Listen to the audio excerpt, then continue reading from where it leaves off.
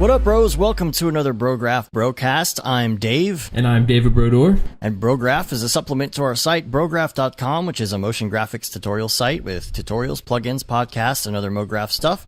And on the show, we talk about everything ranging from motion graphics to Cinema 4D, After Effects plugins, render engines, doing business, doing taxes, being a contractor, or working for the man. You can email us, brograph@brograph.com, and let us know what you think about the show. Send your topic ideas in and things like that. And this week, David Brodor is here. What's up, guys?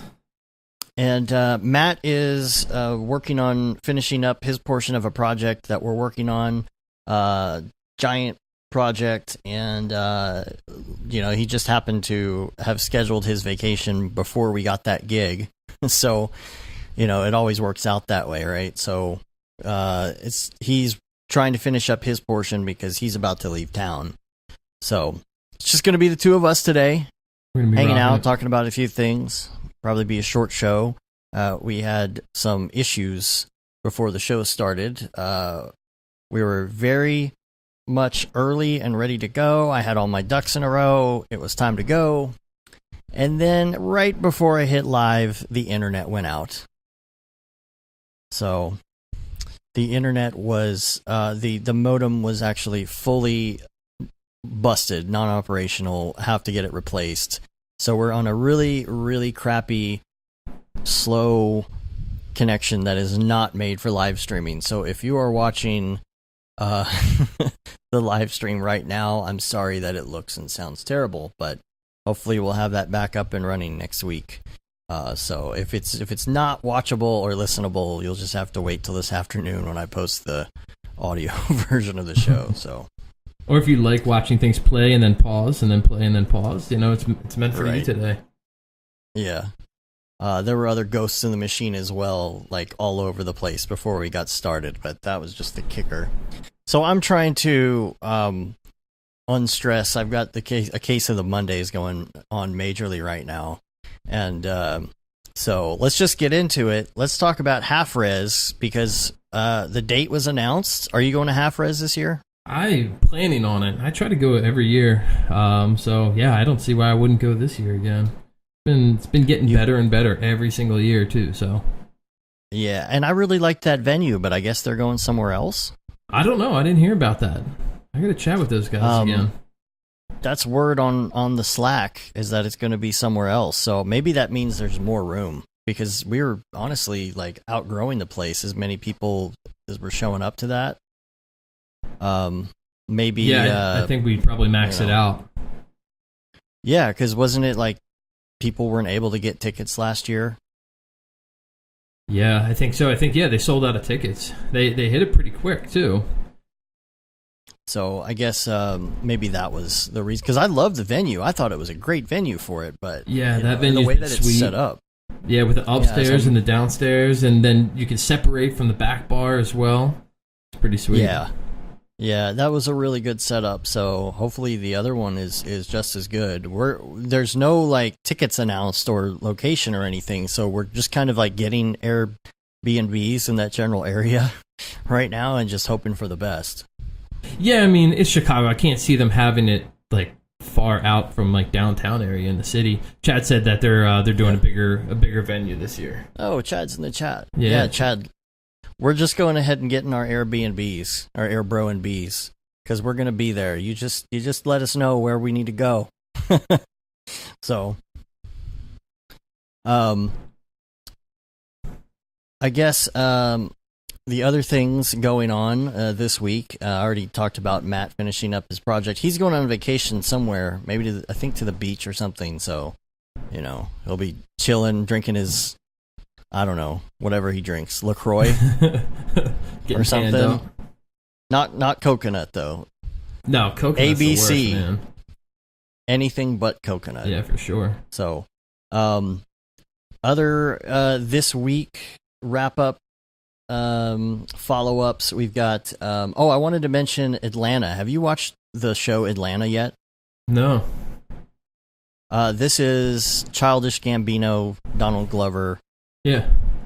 And this show, I guess they're in their second season right now. You can get the first season on Hulu, second season on FX now. I guess it's on FX. So if you haven't seen the show, you really need to check it out. It starts out very mild mannered, I guess. It's like and I know we've been talking about Donald Glover quite a bit lately.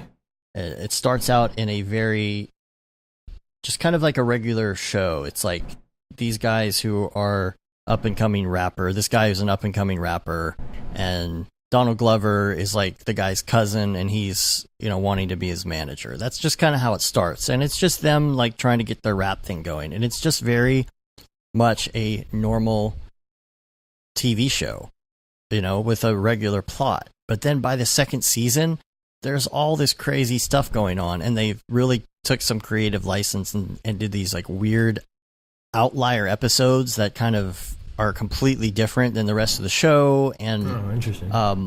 The topper for me, which I was just like, this is ridiculous, is when they did the Teddy Perkins episode. And there's one guy who's like a sidekick type guy in the show. He's kind of like the funny side character that's always doing something goofy. He's always stoned or something, and he's always saying, you know, weird, trippy things or whatever. And there's this whole side episode where he goes to pick something up off of Craigslist, like a keyboard. And the guy he's picking it up from has this caretaker who looks very, very, very creepy. He has like this white mask looking face, you know, kind of like a Michael Jackson type thing. Yeah. And you know, I kept looking and I kept trying to figure out like who is playing this character, and then halfway through I realized that's Donald Glover playing that character. And so he's very, very weird, does these weird things, and like the whole episode you're like, this is like really, really trippy. And by the end I was like, man, this is like a really incredible episode. Like, I don't know how to describe it, but if you're watching it and you get to Teddy Perkins, like, it's really, really good. And I think that they purposely didn't say that it was Donald Glover playing that character. But I think I have a link somewhere I'll post in the show notes. You can see more about it, see what it looked like. It was so creepy. Yeah. And the way it was done. You know, Tokyo Megaplex is talking about it. He's like, that episode was just terrifying. But it's a great show. Like, it's really, really worth watching. And I just kind of heard of it through the grapevine, and I'm just spreading the word because it's a really good show. So, what is it, streaming, or what channel is it on? Well, it's an FX show. It's in the second season, so you know they must be doing well if they've already got their second season, which is good. But you can get season 1 on Hulu if you want to check it out, and then you can go from there. You know. Cool. It's one of those things where if you have the FX subscription, you can log in and watch it online, but you have to have cable in order to do that. So I'm sure you could probably buy it on iTunes or something. But other week wrap up stuff. Al Heck, by the way, he started his game company. He just started his Facebook. The website's not even done yet, but I told him we'd give a little shout out. Defiant Lobster Games. And then Redshift Thursday, I wanted to do a follow-up on that too. Liam is going to start doing every other week as far as Redshift Thursday, and then once this giant project that Matt and I are working on is kind of out of the way, I'm going to start doing the other Thursdays. So it'll be like Octane Redshift every other Thursday like that. So stay tuned for that. There's not going to be a Redshift Thursday this week. There probably won't be any live streams this week, but next week there will be. So also, don't forget to check out our Slack, brograph.com/Slack, and get in there on the fun. Other follow-ups from last week, one from Tokyo Megaplex. He was catching up on the last podcast, and he's talking about the Matt Rittman situation with the people on YouTube stealing his content from his video, his animation that he made. I don't know. Did you hear that discussion last week? I don't know if you were in there at that point. No, I don't think so. No, I kind of came in towards like the latter half of it. So he had an animation that he had been working on for quite a while. He had actually been posting on Slack some of the stuff as it was being made, some of the progress. And when it was done, he posted it. We all watched it. And this is a while back. And so all of a sudden, somebody in India stole that animation and put a whole bunch of grunge textures on top of it and used it for the opening of their movie. Damn. And it's a pretty big movie. And it was getting a really, really large following on YouTube. And so he did a copyright claim, and it was temporarily taken down. But he's having a hard time with YouTube because they said they're going to reinstate it because they counterclaimed back. That's ridiculous. Under what terms are they able to counterclaim it? I forget exactly. That like they've like edited it enough that like it's like, you know what I mean? Like I don't know. I don't get that. Well, they have no grounds for the counterclaim. It's basically you can file a counterclaim, and then if the other person within 10 days doesn't show proof of some giant, like, pending court case from a lawyer and all of this stuff, then they just reinstate it. And it's like, so really you're supposed to spend thousands of dollars on a lawyer if this happens? Is there not another way to prove?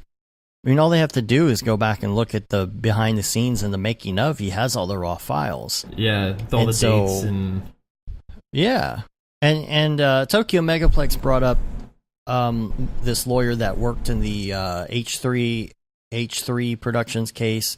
I guess there was a lawsuit because there was a YouTuber that they made fun of on their show, and he tried to sue, saying, "Well, you used clips of my video without permission." But the way that they did it is they said this is fair use, because if you're referring to something like this, works a lot in education. Like if you're referring to let's say you and I were analyzing a video on YouTube, like during the show. Let's say I brought up a video, and for educational purposes we were breaking down the video and talking about how certain clips of it were made. We would have the right to do that under fair use, because this is us analyzing it and examining it and kind of breaking it down.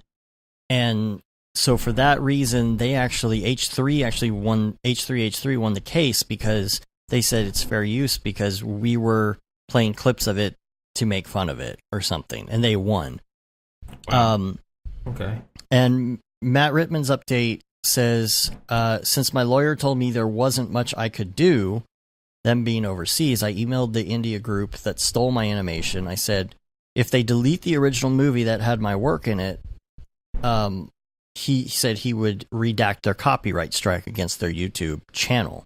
Because, you get these strikes against you, and they don't go away, even if you remove the content. Because what happens is, if you counterclaim and you lose, then that strike stays with you, and once you get I think 3 strikes, they can kick you off or something, right?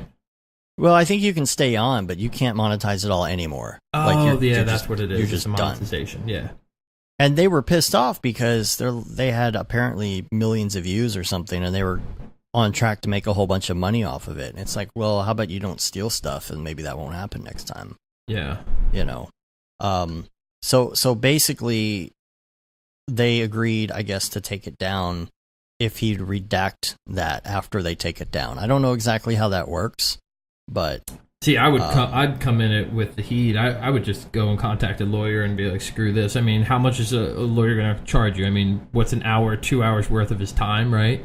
And it's just like, Let's do this. Write a letter to YouTube, get it taken down. I want to be paid for them using my work. Let's take it to the next level here. You can't just steal someone's work and not give. I wouldn't even be nice about it, just being like, hey, just take it off YouTube. It's like, no, man. How many people have already have seen this now? And it's like you can't ever get that back. Right. You've got to make a point to these people who feel like it's fine to steal other people's artwork. The problem is it's in India, so it's so hard to enforce that kind of stuff overseas. And there's no, I think that part of it, I don't know how solvable that is, but what I can tell you is that YouTube is a US company, and it should be easier for us as creators to prove that someone stole something. Yeah, that's a good point, right? Like, it's a U.S. company, we should be playing by our copyright rules, especially since like they're trying to push such a creative platform, And what was the name of the one? We were both talking about it before the show. The Rusted Pixel, right? Yeah, so they had like these, I guess, widescreen looking high resolution renders, and they were just stolen for some sort of conference. Was it in Japan? Yeah, I'm not sure if it was Japan or China. I'm not sure. It was Asia somewhere. But they I think it probably they was used Japan. them as like a backdrop, and it was just like blatantly using that stuff. You spend all this money on production, you spend all this money paying for the venue and all these other things, and then you steal that. And a lot of times I understand what happens is you hire somebody to create graphics for you, and then that's the person that rips it off. That's happened like in a couple times. Like McDonald's has ripped off some people's work, and it's because somebody working at the agency rips it off, and they don't know that person was. But somebody's got to be held responsible, and it comes back to the final person. You know what I mean? The company itself. Right. Like, I've heard horror stories where over fonts of someone doing a major broadcast thing. And using a font that they didn't have like the permission or rights to use that font, and it didn't come back to I'm sure the artist got fired, right? That did it, but that artist didn't have to pay up. The company had to pay up, for using it still.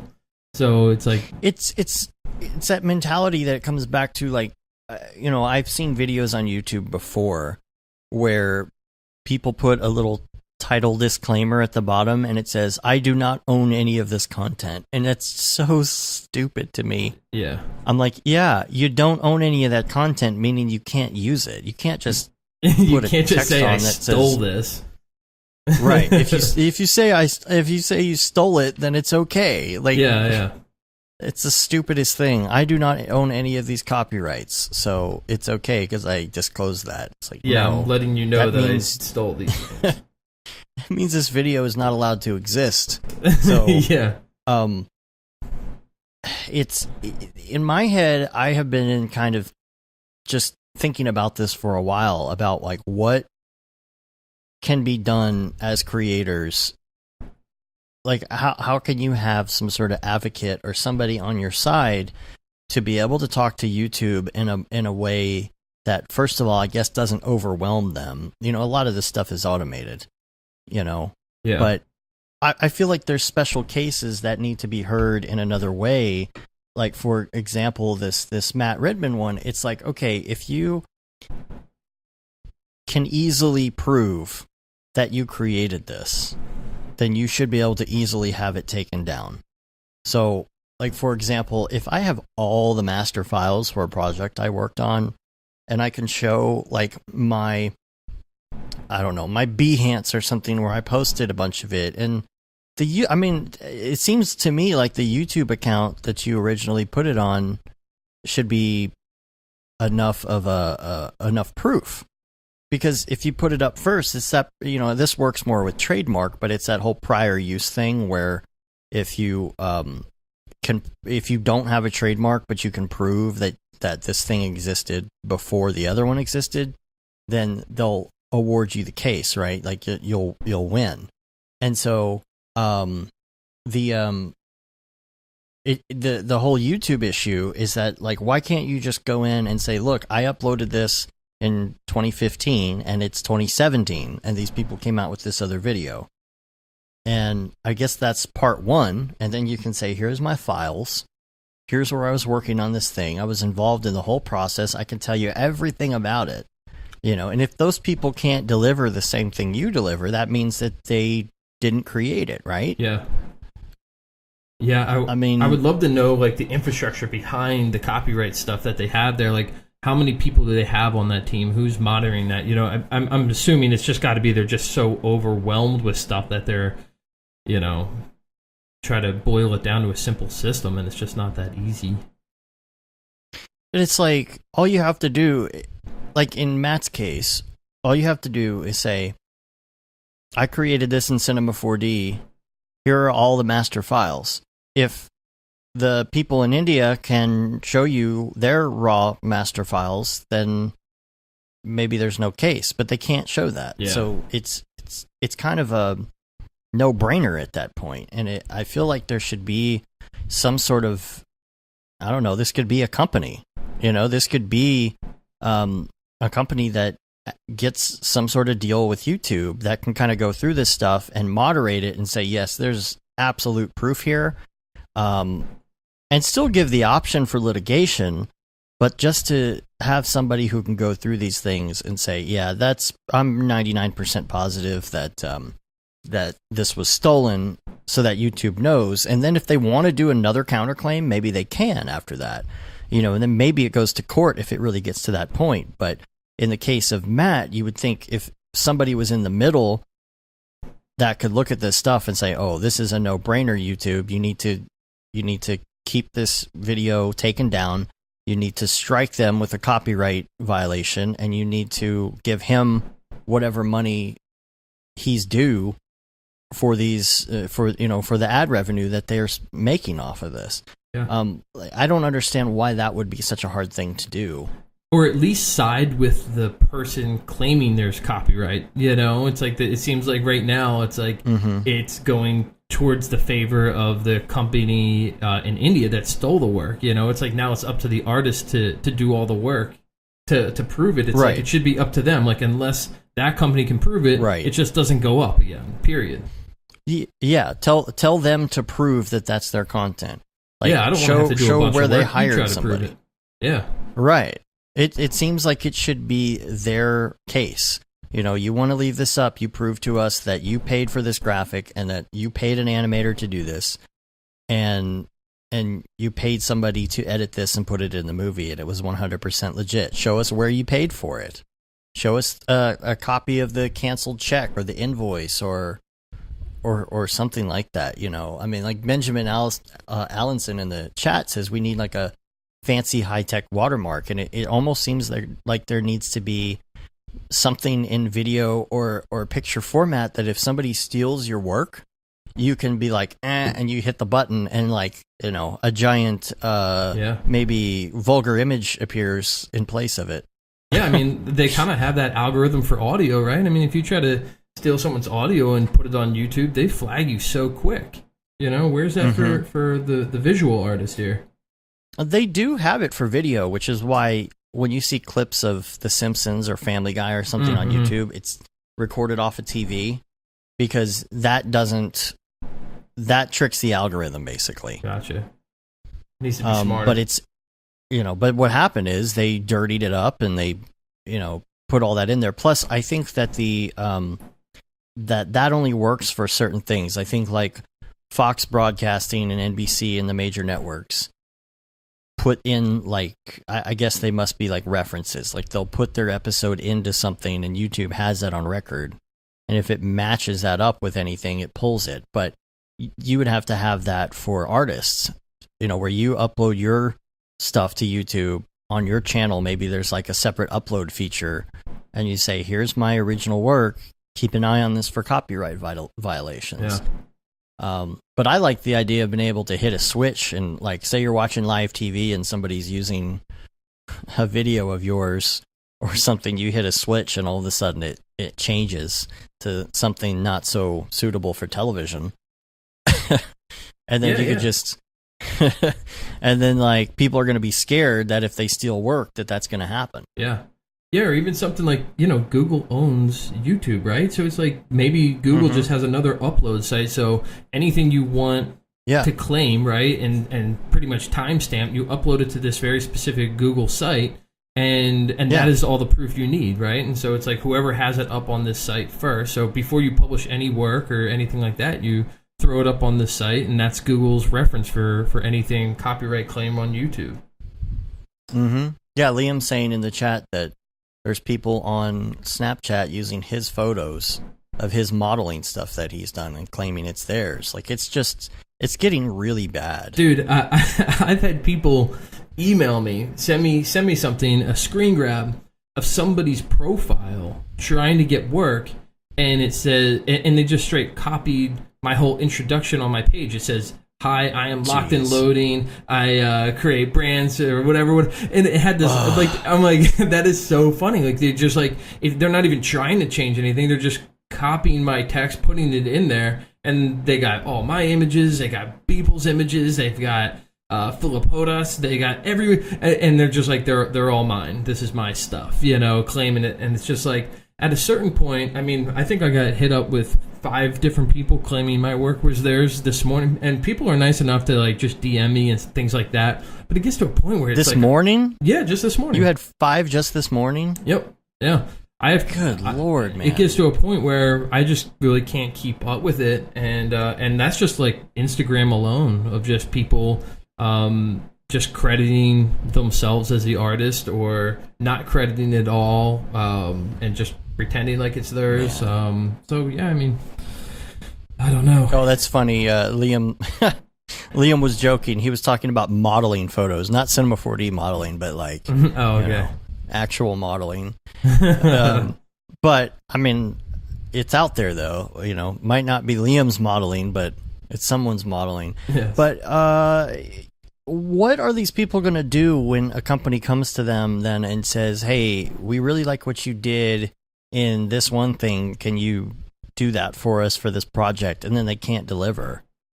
I don't know. I mean, I guess that is a chance of happening. Some people just aren't creative with a concept. They can't come up with their own original idea either, right? So maybe they'll be able to... Because, like, for instance, I mean, I've done I think we chatted about this briefly from the last time I was on the podcast, but I rarely have clients ask me to create, based on, like, a really big project I've done. They usually see, like, some of the creative stuff, and that just gets them psyched. So they're like, "Hey, that really weird, octopus-looking thing on the fire hydrant?" And I'm like, yeah. And they're like, "Hey, can you make us like this logo, or can you do this?" And it's usually not like they're not like, "I want you to make an octopus on this object for me instead." So it's like it's usually just the way something that is creative and they like, and then the spin-off is something usually a lot more simple. So they're just using like other artists' work now as a way to advertise themselves for something that they can't do. So I don't know. It might not ever come up. Crap. It's such crap. Like, don't be a douche. You know what I mean? Like, what? Like, that's just such an awful thing to do. Like, who does that? Who says, "I'm going to copy all of this person's hard work and pretend it's me because I don't have a mind of my own or any talent whatsoever"? Like, what is?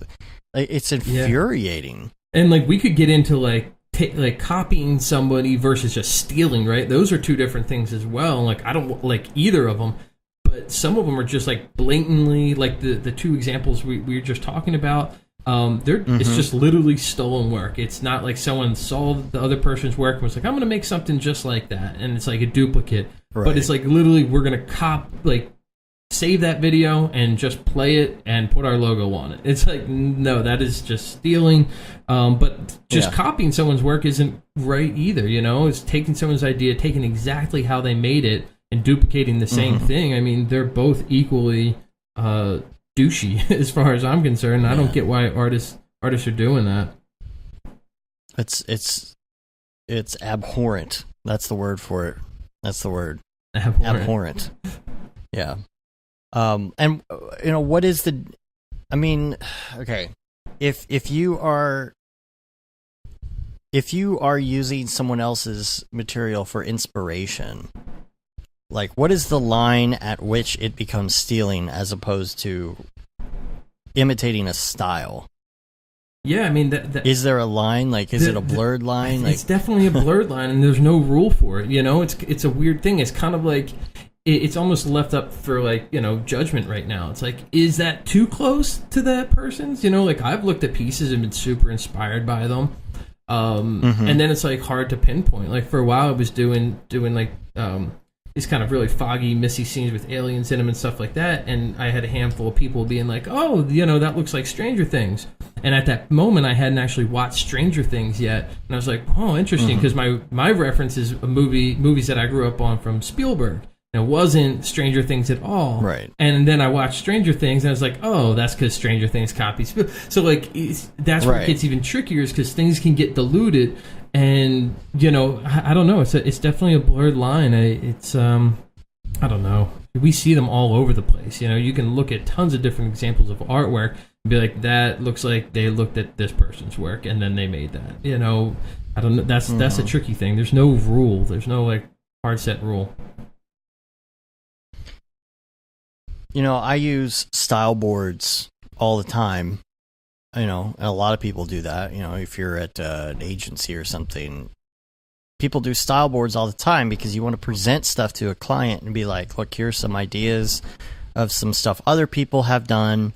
Here's some styles other people have done. And a lot of times that's something you have to do in order to convey what you want to do for a client, because they may not be the most creative people, and you have to have a way to show what you're going to do, and they're going to pick a style.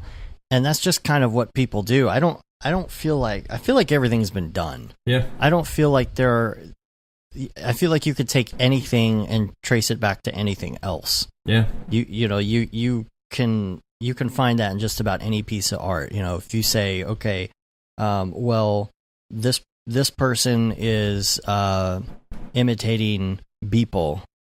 If you wanted to, you could probably go in and look at some of Beeple's stuff and then say, like, this is, this style is based on this other thing. Well, that's maybe because that's one of Beeple's, influences. Everybody has influences. Everybody looks at things. Everybody gets ideas from other things. But again, I don't know how you define straight up ripping off. Maybe it's if something looks exactly the same or is in the same position. Like, if you, I don't know, let's say you've got you're working on something and you put a big Google logo in there, and then you have like some robot bodies being put together in a lab, and then you run it through Photoshop and you put like some dust filters on it and stuff, and then like that looks like something Beeple would do. But at what point is it copying Beeple as opposed to being inspired by Beeple?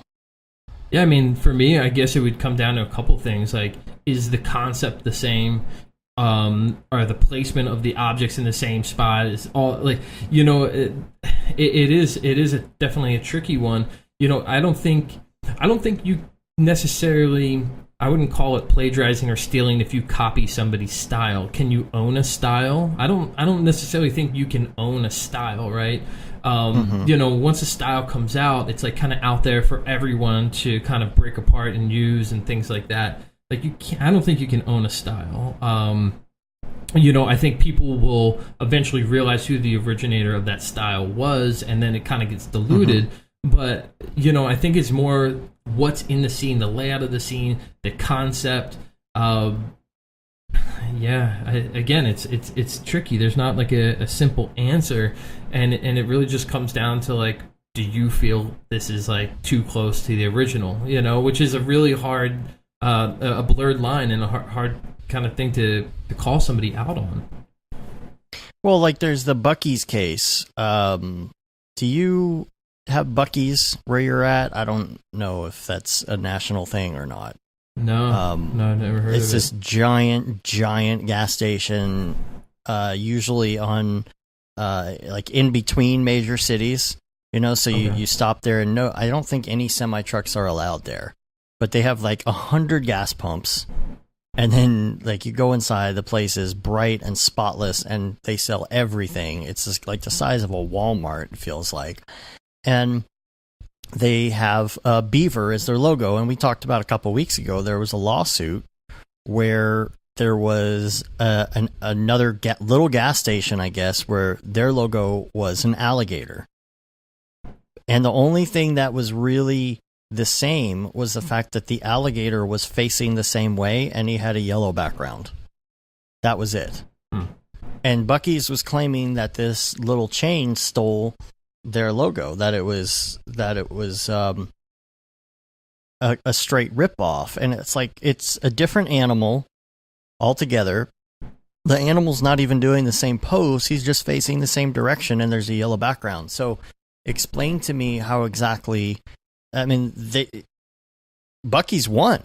like the judge was in their favor. Like, how does that make any sense? Because for you and I in this creative space, I don't feel like either of us would have looked at that and said, yeah, oh, that's a straight ripoff. If I saw that alligator, I'd never think Buc-ee's ever in a million years. You know, it's not like if you looked at a piece of art and you were like, man, that looks like Beeple. Is that Beeple? Oh, no, it's not Beeple, but it's just someone trying to look like Beeple. If I saw that alligator, I would not be like, oh, man, they're so trying to be Buc-ee's. It was like, there's nothing the same about this. But yet, you've got these cases where they're ruling in favor of of Buc-ee's over the alligator, but then you have these other cases, you know, where people are straight stealing things and not getting in trouble. Yeah, it's really and as far as we've gone with technology to this point, just imagine the next 10 years, just imagine the next 20 years, it's going to get worse. And something has got to be done in order to fix that. And I'm not talking like DRM. I'm talking about maybe some sort of system of proof that may take 10 to 20 years to actually get implemented and get in the mainstream and actually be working. But I don't see, this is frustrating to content creators, because if they're going to make money off of something, or if they're going to make something and everybody else is going to profit off of it instead, they're just going to stop making content. Yeah. So tell me about the people that straight rip off your stuff. What do you do at that point when somebody sends you something? I just submit a copyright form, whether it be on Instagram or YouTube, and it gets taken down. I mean, it gets taken down usually within a few hours. So it's really kind of simple. It's just a hassle, and lots of them, you know, even by the time I see them or someone sends me something, because I'm not like, I don't have the time. I'm not like actively looking. So right. Like when someone sends me one, you know, sometimes they're like 5 million views and stuff like that. And it's like, okay, well, like it's already done. And they're like, they were posted like a month ago. And it's like, okay, so everyone's already kind of seen it. And it almost doesn't feel like there's a point, you know, to, I mean, I still get them removed, but it's like, okay, it's already been seen by 10 million people. And any job that would have come out from it probably already came out from it, and and no one's like going back in the person's feed and looking, hey, remember that one video they did, and now it's not there. So I don't know. It's just I don't think you can really stop it, and it's a shame because other countries don't have the same kind of rules and regulations we do, and they just don't have the understanding of what is right and what is wrong in this regard, and so. You know, they might not even realize they're doing something wrong, as weird as that sounds, because it's so obvious and clear to us. Yeah. You know? It's those same people that say, I don't own any of this content. Yeah. It's like, that's not how it works. Is this a fundamental education problem? Yeah, there's, you know, like you mentioned, like doing like mood boards or style boards or whatever, you know, and I've done that for sure. I've put other people's works in like a mood board, you know, and it's just under the assumption that like everyone knows that, you know, I didn't like create that or like go to that location to get that shot. It's like, hey, I'm just established, and like I'll put like, I won't say I didn't create it, but like I'll put like, you know, textural reference, you know, landscape reference, just to get the clients on the same page. But that doesn't live anywhere. You know, that's not... Like, that's fair use. Yeah, and I don't share that. You know, that's just like a personal between client to kind of brainstorm and get them on the same page. And like, so, you know, I feel like that's fine. But the minute you start putting work out there publicly, other people's work out there publicly, and claiming it's yours or not crediting the artist, you know, that's where it's just very obvious and blatantly stealing someone else's hard work. Yeah. Well, definitely frustrating. I don't know what the next step is, but, you know, I'm going to think about that for a while. I wish I had all the money and time in the world, because I would immediately start some sort of program to help fix that. But I'm not rich, and I don't have any time, so Yeah, I mean, That's we got to win. I mean, even like artists just have to stick up for other artists, and the same thing like the Rusted Pixel. I mean, he made his he went to Twitter to try to get this company to just respond back to his emails. They're like just not, they're ignoring him completely, and it's they had this huge like public reveal of their phone, I guess it is, and the whole backdrop is just his work, his video.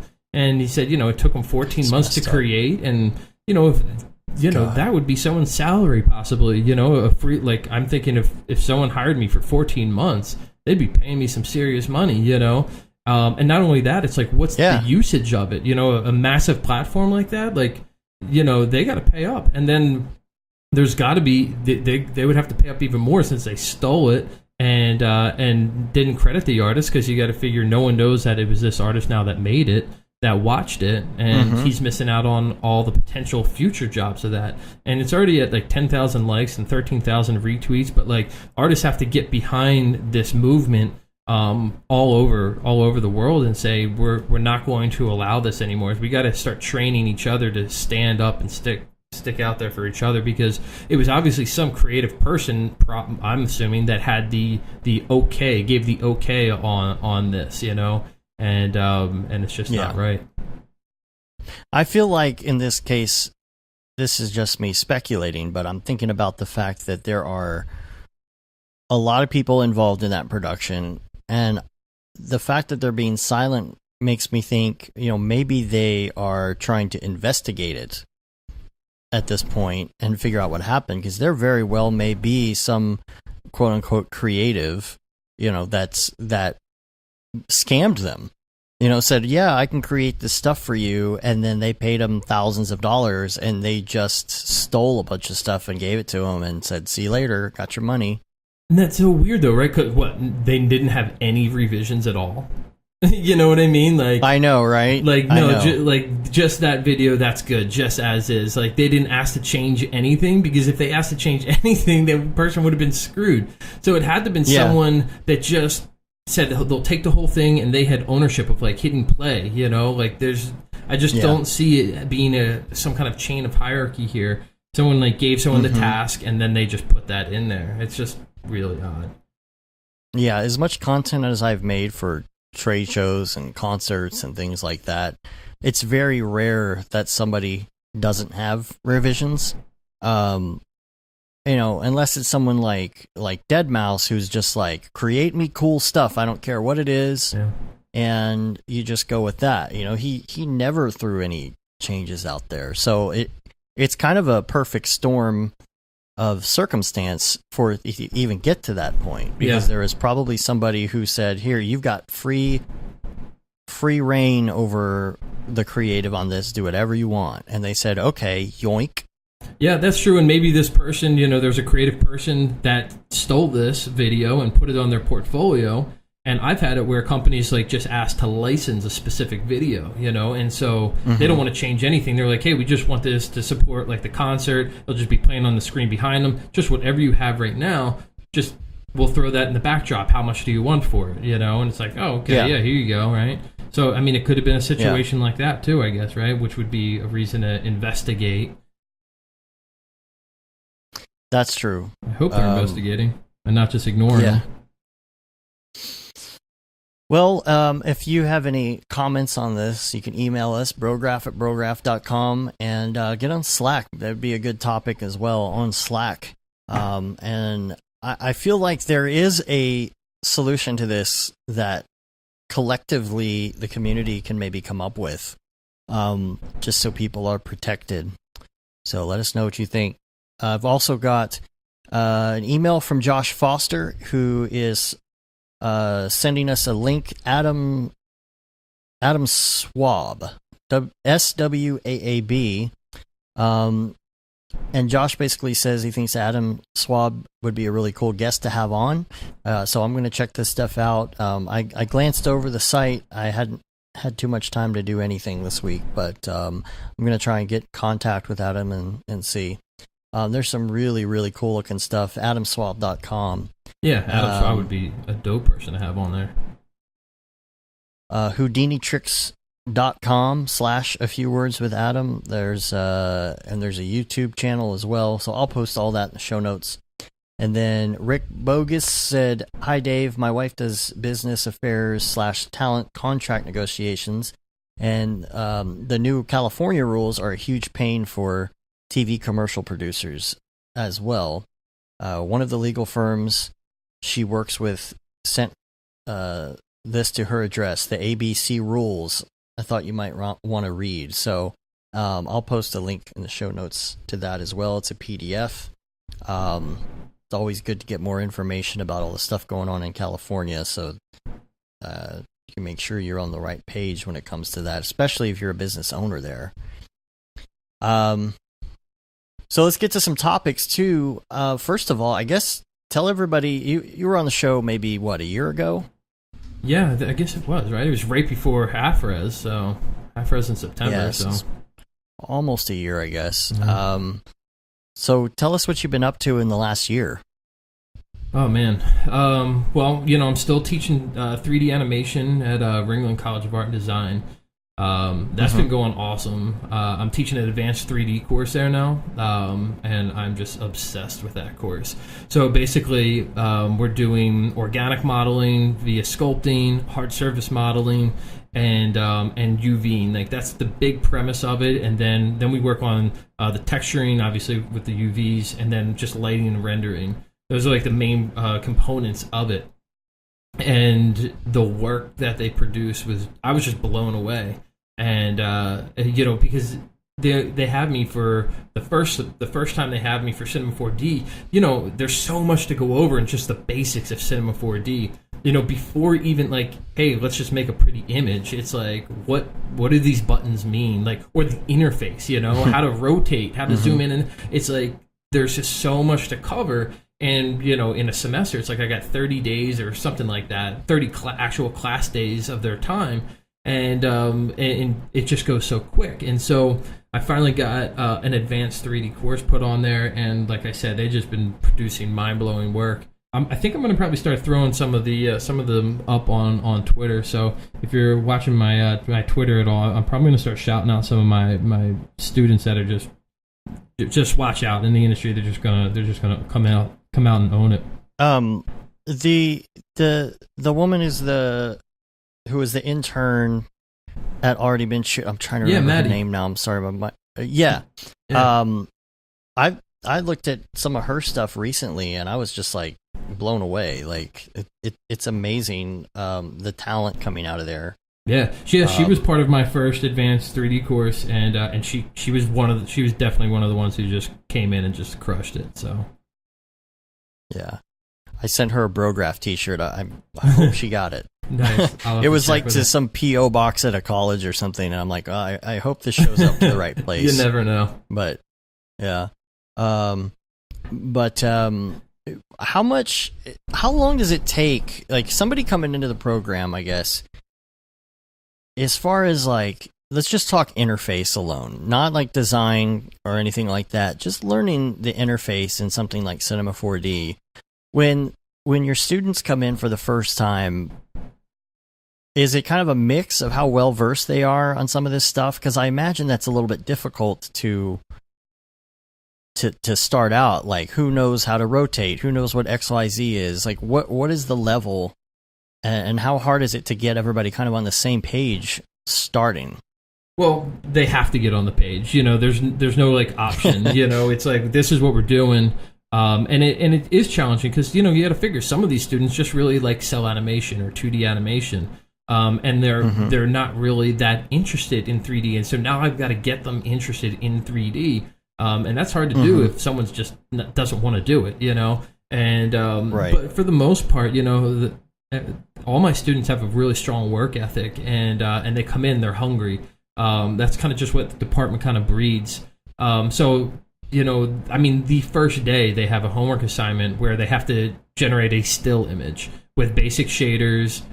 It just gets them used to setting up cameras, moving around the scene. So that's day one. So from day one, they've learned how to render something, move around the scene, create a couple shaders, make objects, move objects, and and that's pretty much it, right? And so, Mm-hmm. and we just kind of move on from there, and then we start into animation and go into the timeline and things like that. So, yeah, I mean, fortunately, Ringling's a good enough college. Well, it's a great college, and fortunately, the students that we get are usually at a higher level to kind of start off. So, I've got something good to work with. I can't credit myself with all of it. It's like there's a lot of just talented individuals that come into my class, and that's exciting. So, Do you rely on them to do a lot of work outside the class? That has been as far as like learning the interface and all of that. That has been one of my biggest pushes, and it's not because I don't want to do that stuff. It's because a skill that I've noticed in the past few years with these artists kind of coming into the industry is they don't have the ability to figure things out on their own, and they're looking to me for all the answers. And it's like, yes, I can give you that answer, but there's a really important skill of trying to discover something on your own and maybe not figuring it out, but by doing that, you've just figured out a way to maybe do something else that will help you in the future. And so, sure, I can come over and I'll just show you exactly what this is. Click right here, do that, and all you've learned is just that. And, Right. I think a lot of 3D artists, a lot of the mature, and by mature, I mean, it's a pretty young industry and we're all pretty immature. But, the mature artists here, we've kind of learned 3D pretty much on our own, I would say, for the most part. And you learn new techniques. And how many times, like Dave, have you been trying to figure something out and you totally fail at getting it, but by doing that you've learned something from it. And that only works if you make someone do it on their own, So I've been really pushing that just in our department as a whole. It's like, guys, let's stop coddling them. They have to figure this stuff out on their own. Stuff so basic and simple where I'll come over and they'll ask the question and I type it in on Google and boom, it's the first thing that comes up. That's what I'll do for them. And it's like, did you try to figure it out before you asked me? And I just want to see that effort, because it's just too easy. And like I said, I just don't think the learning experience is there if I just give them the answers. Now, on the flip side, I'm more than happy to help anyone that comes to me and asks me for help, legitimately. I just want to know that the effort's been put in on their end because I think it's really important to grow as an artist. Yeah. It's something that you have to have, and I think a lot of people don't even go to college in this industry because they are very good at figuring that stuff out. I think, of course, the hardest thing is to learn the design theory, but when it comes to the technical stuff, there's so many self-made incredible artists out there who all they did was just get the software and get on the internet, and they just blew up. Yeah. You have to have that Google foo, be able to use Google in the right way. Right. And it's not just our industry, obviously, but that's not something that I don't know if anybody really teaches that, but it's something that you didn't have to have, I think, 20 years ago, obviously. Yeah. No, dude, you're so right. A Google, figuring out the proper Google search is a learned skill. You know what I mean? I remember when I first started working in the industry, and my artists would come up to me and they'd be like, "Hey, can you do X, Y, or Z?" And I'd be like, "Yeah, sure." And I get back and I'm like, "How the hell do I do that in cinema?" And it's like, okay, typing, searching, looking, and then trying to discover, and it's like, okay, it's something completely different. Called something completely different, but that's a learned skill as well, how to search for something. Yeah. There's a story, I don't know if I talked about this on the show or not. I think I mentioned this. It's in a DFW C4D video that I did. And there's a woman that actually built a house using Google. And I guess, long story short, she had been through, I think she was in an abusive relationship, but she had kids, and she pulled herself out of that relationship, and she had just enough money I think she had a piece of property and just enough money to get the materials necessary to build a house, but not to have somebody build it for her, and decided to go on YouTube and build the entire house herself. Wow. So she figured out everything. And of course, there were things that she had to hire a contractor for here and there, somebody who is licensed, things like that. But she was able to go on Google and find those people that could do those things, or find out the information that says, yeah, you need a licensed person to do this thing, but then you could do this part yourself, and here's how you do it. And she just watched YouTube videos and built the whole house. Sick. Now that's some Google food. Yeah, and like, isn't that not the person that you want on your team? It's the person I want on my team. You know, if I'm looking at something, it's Right. like, do I want someone who I have to like tell everything? They're gonna constantly come up to me and tap my shoulder when I'm working, or do I want someone who's like got that kind of drive to like go build their own freaking house? You know what I mean? It's like, come on, you know, it's a. Have you seen this site called Let Me Google That For You? No.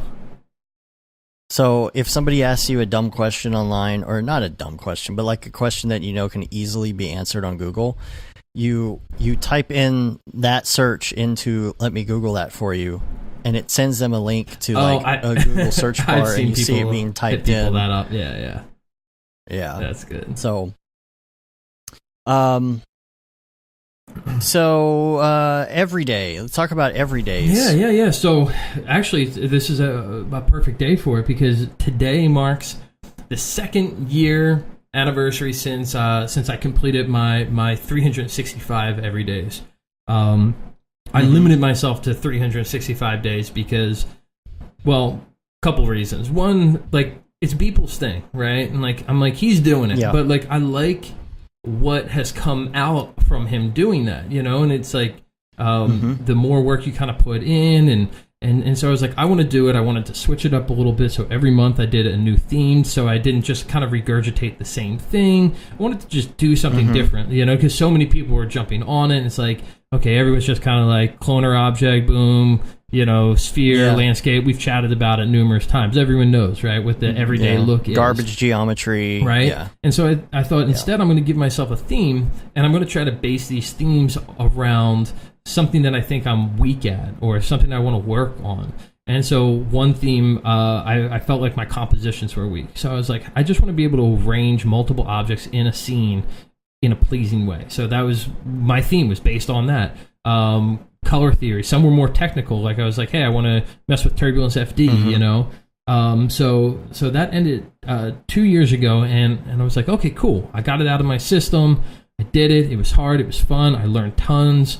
I gained a huge following from it. This is great. But what's my next step here? You know, how do I keep progressing? I don't want to just plateau at just spitting crap out. And so I thought, instead, I'm going to try to do an animation per week. And so that's pretty much what I've been doing since for the past 2 years. Every week I'll do an animation. Typically they're like 5-second loops or something like that. And then like I'll try to squeeze in a couple shorts in there. I did kind of a something for Pause Fest, and a short animation for Pause Fest, and you know, and so that's kind of my new thing. Instead of doing an image a day, it's like I do an animation a week. And sometimes I every now and then I'll miss one, but like I'll post like a breakdown of an animation instead. Sometimes I'll do 2. You know, it's just really kind of like what kind of time I have, or if I'm like traveling, or what the deal is. But the whole idea is like, just don't stop, you know. There's Jerry Seinfeld had a great quote, and I kind of relate it to what we do, slightly different timelines, but he said that when he stops doing comedy for 4 days or 3 days, he notices it. And when he stops doing comedy for 4 days, the audience notices it. And I'm like, you know what? I kind of feel the same way, man, about like what it is that we do. Like, if you stop doing creative stuff, it takes longer to come up with concepts. You sit in front of like Cinema 4D or Photoshop or After Effects for like hours before like you can just come up with something to do or just start creating. But like, if you're just on this habit to just get up and just keep doing it and keep crushing, you know, it just kind of comes natural, you know. And so my thing is like, just don't take breaks. Keep making stuff. Keep being creative. It doesn't have to be 3D work. Go out there and take photos. You know, go paint. Like, I don't care what you do. Just don't stop being creative. Go write. I don't care. Be creative. So that's kind of like so I don't do everydays now. But the other thing is like the problem with the everydays I love everydays and I push people to do the everydays. But it gets to a point where it's just like a regurgitation of work. And that's why I was trying to give like an example of how I tried to do it so it didn't feel like I was just regurgitating things that we've seen. It's like, okay, cool, another landscape with a light in the distance and a person in it. Like we've seen them, like, and so if you give yourself a theme, and they can be super obscure, like 1 month my theme was like macro, like, like my macro series, right? And so it was like, okay, everything this series is going to look like it's through a macro lens, right? It just pick something out, it doesn't, or, it's like everything this month is going to be all black shaders, like cool, or come up with a color palette, like just give yourself something to vary it up to make what you're doing unique. And not just like, okay, here I'm going to do another everyday, and it's just slightly varied from the day before and slightly varied from the last year that you did, So I don't know, man. I'm a big fan of everydays because, like I said, it's working towards a goal, being creative, but at a certain time it just gets watered down, and also you don't have to post them all. You don't have to post them all. Like, who are they for? I thought they were for you. You know what I mean? Like, I make tons of stuff that I don't post because it looks like crap. Like, seriously, like I'll start working on something. I posted one on Twitter like last week or the week before, and I put up there, like I really just sometimes like jumping into Cinema 4D and just without a concept, just like let's just make some stuff, and and sometimes it sticks, and sometimes it doesn't, and like it's like, okay, cool, I put 2 hours in and this looks like a turd. No one sees that, right? But I still got something out of it. There was still something that I learned, but I'm not going to post it. So like, don't feel like you need to post everything. Now, I did post that one on Twitter, but that was to like say like, hey, this one's not going to live anywhere but here because I don't actually like it. I think I remember seeing that. Yeah. So I've got tons of those though. Yeah, I mean, you could, what you should do is try a little experiment. Do a new Instagram account for the ones that you don't like. Yeah, locked and loading throwaways. Yeah, and then, just let everybody steal those. Yes. Claim this turd as yours, please. Yeah. No, so I remember it was the big Redshift thing last year. Like, it was right in between SIGGRAPH and Half-Res, I think, when you were on, and it was when everybody all of a sudden was getting on the Redshift bandwagon, and people were not necessarily happy with the direction Octane was going. But since then, there's been some interesting shifts. Redshift is doing well, but in the meantime, we've heard a lot of stories about their customer support not being very friendly, I guess would be the word for it. And then on the other side of that, we've had Otoy like really do this shift toward like pushing the artist, and we saw him come around and all the new stuff in Octane 4, and then being very open about what they're doing and getting features out, and even showing up to NAB with a booth at the Maxon booth, and Jake was out there as an artist and just really getting to the community. Have your thoughts changed now on the whole Redshift Octane thing from where they were last year, or? My personal thoughts, hell no, they're exactly the same. But what I've liked is that just seeing that shift, like, and not only that, but like the negativity has, like, in my mind, has like gone down a couple notches. The hate on Octane from a handful of people has like slowly subsided, and it's like there's great things. It was interesting to me because these people had fantastic insight on what was the best like production renderer for big studios, but then they, on the flip side, they also had this insight on, hey, you know what, the big studios are all failing, and the popular thing is the smaller and smaller studios, but they couldn't equate one to the other. And it's like, hey, just so you know, there's a reason, maybe the top 5 or 10 of the biggest artists in our industry right now are using Octane. there's a reason for that. Maybe you're wrong. Maybe we're noticing, hey, like we're not interested in working for a big studio. The big studios are looking and saying, hey, we can't sustain this many people anymore, and small studios are happening. And so like one of the biggest things that was talked about for Redshift was it works better for bigger studios, and at the same time bigger studios are failing. And so I'm like, I just never needed it. And then like I would take a survey and I put in all the things, and like and it would come back, you should be using Redshift. And like I'd even try to force it to be Octane, and it would come back, you should be using Redshift. And I'm like, this is just crap, man. Because wait a minute. Yeah. I'm like, because come on, man. Like I don't feel the need. There's only been a couple things I've ever been frustrated with Redshift, and I do client work all the time. I just did something, I don't know if I can say because it's still in pitch phase, but it's a big tech company client, and I didn't have any issues whatsoever. There's none. And I don't know. I just feel like at that moment Octane is getting put in a negative light, and it's just a fantastic render engine, and you can see their constant effort and drive right now just to make things better. And I just can't wait for the next release. I am really excited for it.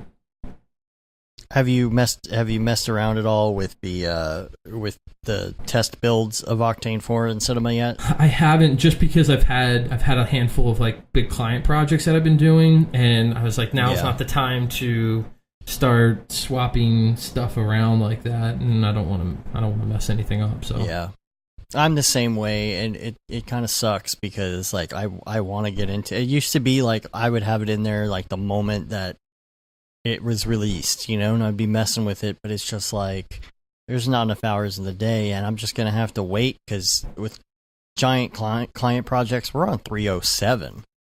It's like we're not even gonna get near 4 for a while at least. I mean, there's got to be a stable build, obviously, but then it's like, okay, well, what point are all our projects done? We don't have to open up any old projects which aren't going to function the same. But I didn't know if you had seen. I haven't heard that much. I honestly haven't heard much about people using 4 in Cinema. I guess because it's still in the test build phase, but yeah. I know it loads faster. That's good. Yeah, but yeah, like there's a couple I'm things, excited. right? Because it like people messed around with the standalone when it was like kind of first announced, but like not really so much for C4D yet. You know what I mean? I have a feeling. I have a feeling there's probably a lot of people like us, right? I mean, if we're both saying it right now, like I think I'm on 306. Yeah. You're on 307. Like I have a feeling there's probably a lot of people who are just like, hey, I want to wait till it's all worked out because I've got jobs going on, which is a good thing. People who use Octane are employed. That's what we're saying. Are what? Employed? Are employed. We're busy, man. We're busy. Yeah. We're busy rendering and cranking stuff out over here. Mm-hmm. And I fully understand the whole production environment concept and the fact that, they say Redshift is more quote-unquote production ready. There are a lot more options and things like that, but I just can't get myself to switch. Dude, I hate more options. You know what I'm saying? Like, I remember when I first started using, like, with studios that they asked me to use Maya, I used it for like a month, and I'm like, I hate this. And they're like, yeah, but you can like do this. And I'm like, yeah, I'm typing stuff in constantly. Like, this sucks, man. I just want this to do this. I don't want to have to build it myself. Like when I open Octane render settings and it's like minimal, I'm like, now this speaks to me. I don't want to be a technical person when I'm creating art. It just doesn't fit my personality. And I think that's the Cinema 4D community for the most part, is a lot of people who like, we want to create. That's how Cinema 4D took off. It's like, I don't want to open up and have this crazy render setting, multiple pages. Like I have to read, 100 hours worth of books to figure out what these things mean. It's like, no. Well, there's, I don't know. I honestly, I barely even use passes, unless it's something that I really need passes for. It's just like, if something, people are like, well, what if something doesn't look right and the shadow isn't right? I'm like, then I'll just re-render it. Like, I don't care. It's not a big deal, That's rather exactly than it. having to go into a shadow pass or something. And that's the thing, and that's kind of what I'm saying. I'm like, technology is making it so render times go down. The whole reason for like rendering passes was so you didn't have to jump back into 3D, and you could do it in composite because it was quicker. But at a certain point, it's quicker just to get it right in 3D. Or for me, that's how I feel, right? I'm not going to push that on anybody else that really likes compositing because I know the benefits of compositing. But for me personally, in my workflow right now, it's just as quick for me to do it all in 3D and render that out than to render a bunch of layers and try to composite this stuff. So, yeah. And I think it's just going more that direction. Yeah. You also had down in the notes, I think, last week's episode with Zach. Have you met Zach before? No. Zachary? No, you know what's so funny? I saw his stuff on Instagram maybe like a few weeks or a couple weeks before he was announced going to NAB, and I was like, dude, this guy's stuff is sick, It's just really beautiful work, awesome renders, like cool Brography, the stuff that we love. And I started following him, and then I saw he got that invite to NAB. I was like, man, good for him because his stuff's awesome and he deserves it. So I skimmed through his presentation at NAB, and yeah, I mean, he's definitely another person to just like keep an eye out for because he's got that mindset. So.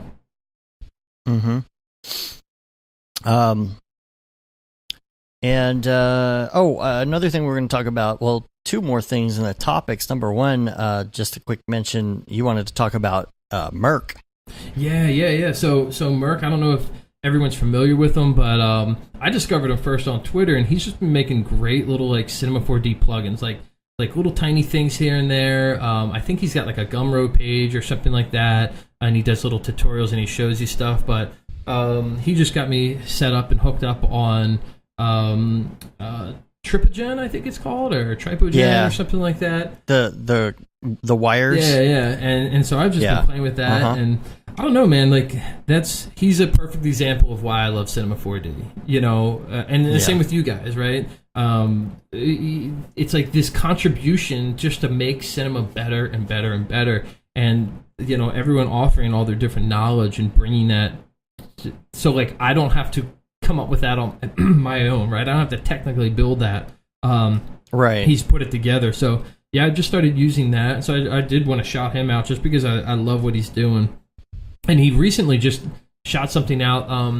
Remember the Man vs. Machine animation they did for Maxon? It's probably a couple years ago now, with the animals and yep. Yeah, what is that called? The fox and stuff. Yeah. It's got the armadillo and at the end they all start splitting apart, and like this like weird squiggly line stuff starts bulging out of them, and doesn't intersect, and it's just badass. You look at it and you're like, Houdini, you just know it is.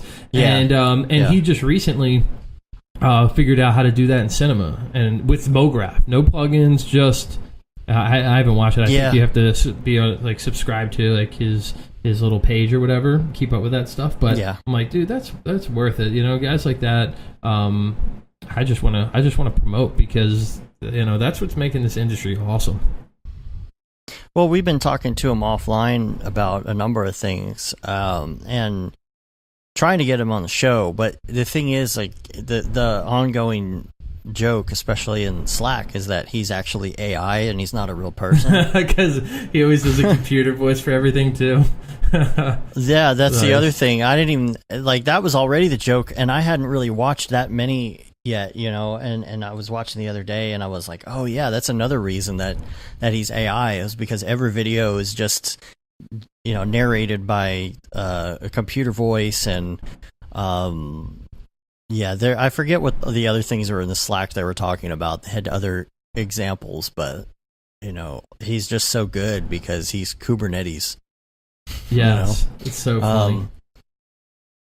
So I hopefully at some point we're gonna have Merc on the show. I mean, we talking about him all the time, and he's in our Slack channel and all of that. So yeah, he's definitely one. I actually just watched. I just finished up. I split it up, but all you guys, all the interviews you guys did at NAB.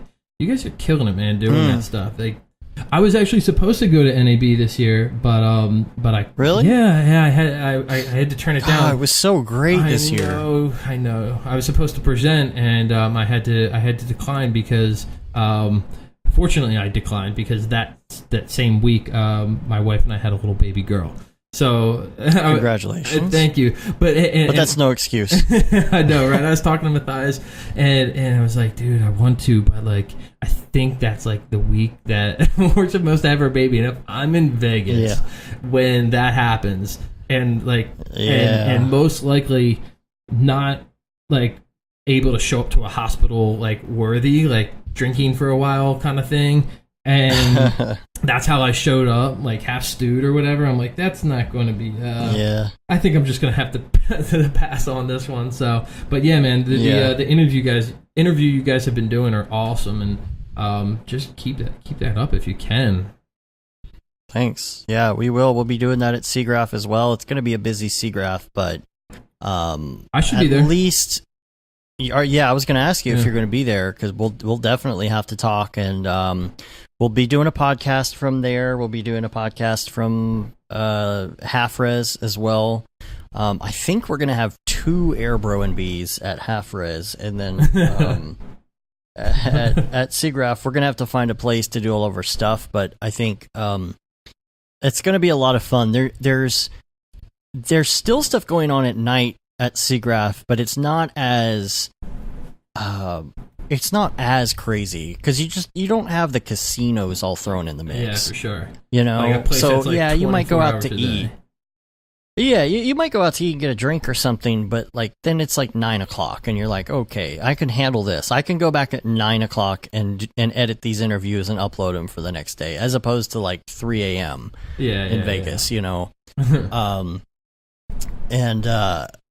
so we'll be doing a lot more of those. I'd like to do a call out too. I know for SIGGRAPH, our friend of the show, Ri-Fi, I don't think he's going to be at SIGGRAPH, and he was such a huge help in helping us shoot these interviews, because since we're working for Maxon now, like there's a lot more stuff that we're doing, and so it's a lot harder for us to. Yeah, so we basically just run the tech now for the booth. And make sure everything's working, and make sure everybody's got the plugins they need, and you know, make sure the stream's good, all that kind of stuff. So in between that, we're trying to do these interviews, and so Ryan was a big help, because either Matt or myself always has to be like at the ready, just in case something happens. You know, we got to jump on it. Yeah. So we couldn't just both be out there shooting interviews at the same time. So I would like to do a call out if some people want to help us. We'd be super appreciative of that. We'll try and hook you up with some swag and all that kind of stuff if anyone wants to volunteer to like hold the camera, you know. So if you're somebody that likes to hang out at the booth anyway and like all day and not go anywhere else, I mean, we're not going to be doing interviews like all the time, but it would be great to have some people that could help us do that, because there are just not enough hours or people to get some of this stuff done. So for sure, I'm sure someone would be thrilled to hop on that and help you guys out. So you had a kid, and we were talking before the show about some work-life balance stuff and how to manage that. Do you have any tips now that you've learned recently on how to not get too overwhelmed with work? Dude, you know, I don't have anything specific. It's just more like, you know, just stay positive and like enjoy everything that comes. Like, don't, like, I don't know, it's really easy to allow yourself to get overwhelmed. And I really try to put an effort in on just like not letting that kind of enter into my psyche, you know. And it's just like literally, like we just had a baby girl, and she's like 8 weeks old now, and you know, it's fantastic, but nothing has changed. Like I'm still doing client work, I'm still doing personal projects, and you know, hopping on with you guys, hanging out, and like trying to stay in the community and things like that. And I've got conferences planned and trips going, and it's just, you know, I don't know. A lot of people just get sidetracked, right? And start going into, you know, emails and social media, and they just lose this track. And there's time in the day somewhere. There's always time in the day somewhere just to kind of be creative. I think my biggest thing that's kept me from like feeling like I'm burning out is like always setting aside time to like do something creative just for myself. So, you know, regardless of what you have, what your situation, like as you grow, life just becomes like more complex. You get more on your plate. You don't get like less. You know, you think like when you graduate college that like it's like cool, it's easy, I don't have homework anymore. It's like no, like you're gonna have way more things on your hands after that. And like how do you figure out how to juggle them? How do you manage your time? It's just better time management, I think, of just like, you know, every morning I get up and I go right into work. I don't mess around, you know. And I'm working from my home studio, you know, and so it's really easy to be distracted when you walk by and there's like a baby looking at you smiling. It's like, oh man, you know, that's a really tough one. But you know, just like with little basic simple things, of kind of, you just gotta have that hungry mindset of like, you know, if you're freelancing, if you're working on your own, it's like, no, I work every day until X time, right? You make the time, you start every day at X time. Setting up those kind of boundaries and guidelines for yourself, I think, is really, really important, because otherwise it's like, I'll just kind of take today off. I don't have a client project today, so like, I don't know, I'm just gonna, and I live on an island. There's a beach right next to me. Like, how easy would it be and I love fishing. Like, how easy would it be for me to be like, nah, like today I don't have a client job, so I'm just gonna head over to the beach and fish. Like, every now and then it's nice to treat yourself, but I look at it, I'm like, okay, I don't have a client job today, so what can I make? Like, all right, this is my R&D day. Yeah, this is my time now, you know, and that's like the best thing you can ask for. So it's like, it's just being disciplined, I think. I know that's kind of a crappy answer, just because it comes down to just like an individual self, right? It's a mindset, and it's like, how do you, it's not just like, hey, just do this, you know, this is exactly what I've done, you can do that too. Like, put your shoes on this way. It's like, no, like it's more like a self-discipline and training yourself and being regimented, and that's how you're going to get more clients too. So it comes hand in hand. Do you find that it's difficult sometimes for others to have an understanding of the fact that just because you're at home doesn't mean that you're available, like, to do anything? Because like, you don't have that separation when you're in the house. That's kind of it's happened to me a lot in different situations. It's like, and I mean, I'm not just talking about like, you know, your significant other or whatever. I'm you know, it could be family, it could be friends, it could be like whatever, who, you know, when you're working, the fact that you're from home means they assume that you could just drop everything at any given time. You know what I mean? Yeah, and no, just 100%. like, no, you don't understand. Like, this is work. Like, I know I'm my own boss and I'm not in an office, but I still have a boss, and this is my office. Yeah, if I want to really remain employed by myself, I have to hustle here. No, it's definitely something. Right. And you know, my wife has been super cool. I'll jump in for Matt. My wife is super. She's been super cool, and we had this talk, you know, because it is odd, right? It is odd when she knows, like, I don't have a client job a certain day. And she works from home too, right? And so she might pop in at like 4 or 5 o'clock and be like, you know, let's like do this or this. And it's like, okay, first of all, like, my flow is just totally interrupted. So like, you know, I mean, and that's how it can be sometimes as an artist. The minute you're thinking about something, you could be done in 20 minutes and you get interrupted, and it's going to take you now like 2 hours to finish where you were almost. It's like, you got to start the engines up again. So no, like we've had this kind of a conversation too. It's like, I know I'm here, but you know, I really need to be focused from this time to this time every single day. And maybe if you're feeling that way, it's easier with your significant other, because it's easier to have those kind of conversations with them. But maybe you can put a Google Calendar together, and every morning you put in what time you're going to be available at, and it's just, I mean, it takes 2 minutes, right? It's like, I get up, it's like, cool, start at work 8:30, 9, whatever time it is. We'll be working today until 5. We'll be working today till 7. So they know, okay, cool. at 7 is when I know we can start planning like our life outside of your work, because the lines are really blurred of where home is and where work is. And like, no, this is just me grabbing a drink from the refrigerator. Like, that doesn't mean I'm done work. This is me, finished. Yeah. Like, so I don't know, just open conversation. Fortunately, my family all really kind of pretty much respects the work that I'm doing, and they don't really kind of put any outside pressures on as far as that goes, and neither does my wife. So it's cool that way. But I'm very clear with everyone that is in my life, family wise, of like what my expectations of them are for me, and the work that I'm doing. So it's really nice that they kind of give me that respect, and don't push me out of my work like that. Yeah, I don't know. I've found that it is pretty hard to tell people that sometimes. It's like, no, just assume that I'm not here. Yeah. You know what I mean? It's like, I'm not trying to be a jerk. I'm not trying to but you gotta assume, like, if I were, I mean, it's okay. It's great to be able to, like, if your kid has something going on at school, you can like go up there and see a play during the day that a lot of parents couldn't see, or, you could go to lunch with your kid or something like that. You've got those options, but like, just to me, one of the big hurdles has always been that assumption that like, oh, well, you're not doing anything because you're here. So what have you done? Like, is that still happening to you? Like, what have you done to like try to like convey that to people?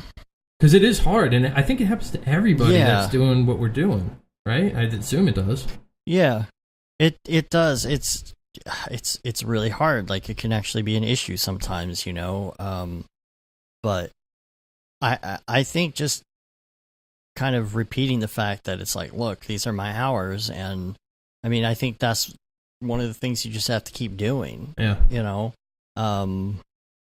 From whatever time to whatever time. I'm kind of a late riser now, especially recently. I work later, and kind of my day is a little bit offset, even from Matt's, because Matt has a different schedule. He gets up and starts working probably, I don't know, 1 or 2 hours before I do. But then, the reverse side of that is in the afternoon, he leaves early to pick up his kid, and then I keep working.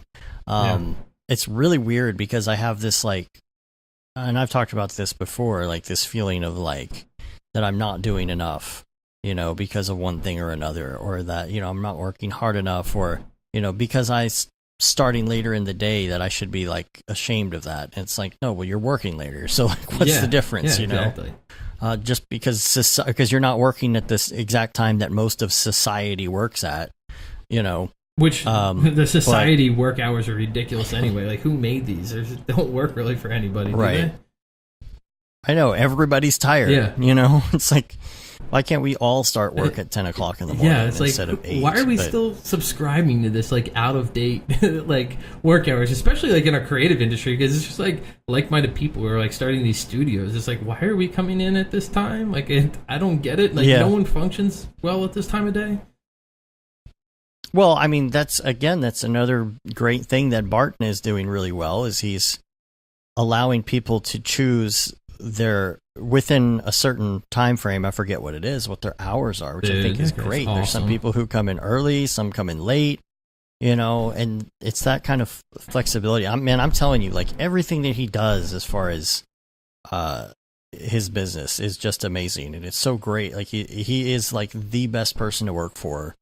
Or if you're not working for someone, model yourself after that, because everybody there seems really happy to be working there. Dude, I'm glad you brought up Barton. First of all, I love that guy. Second of all, when we were at Half Res this past year, I think I just inadvertently just like linked arms with him and was just like, dude, we're just gonna hang out and chat this whole time. And he is so awesome. And it's so funny because they're first of all they're killing it, right? I mean, what was that new most recent, one of their most recent animations? It was like, I think it was for a watch, and the camera, like, it's like an urban area, and the camera like crushes through the ground and goes into the subway and stuff like that. Spot was was nasty. And so they're doing fantastic work. The dude is an awesome guy.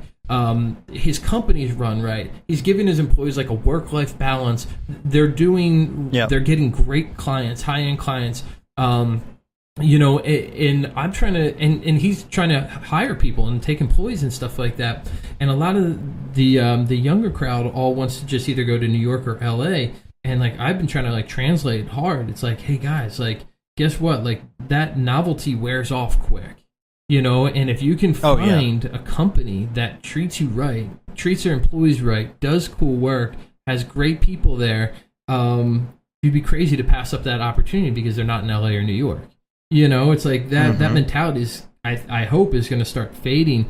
And it does for everybody. I think after a few years in the industry, you're like, all right, cool. The whole nostalgia of living in this location, I'm kind of done with, It's like, can I want a family, or I don't want to work every night till midnight. It's like, so who are those people? Where are those companies? And Barton is that person. Yeah. We need if I decided that I didn't want to run my own company anymore and give that up and give up the Brograph thing, I think I'd like just start begging him for a job. I think I would do the same thing. Seriously, like if I didn't want to, if I was like, you know what, I'm done teaching, I'm done running locked and loading here. I think I'd hit up Barton too. Maybe someday you'll come down to Dallas then. Dude, I definitely would love. I mean, I would love to come when you guys do one of your little DFW meetups one time. Come and hang out, chill with you guys. Go to Barton's studio, say hey to him. It'll be fun. Yeah, we need to start talking about that next one too, because we're thinking August, but it might be later than that.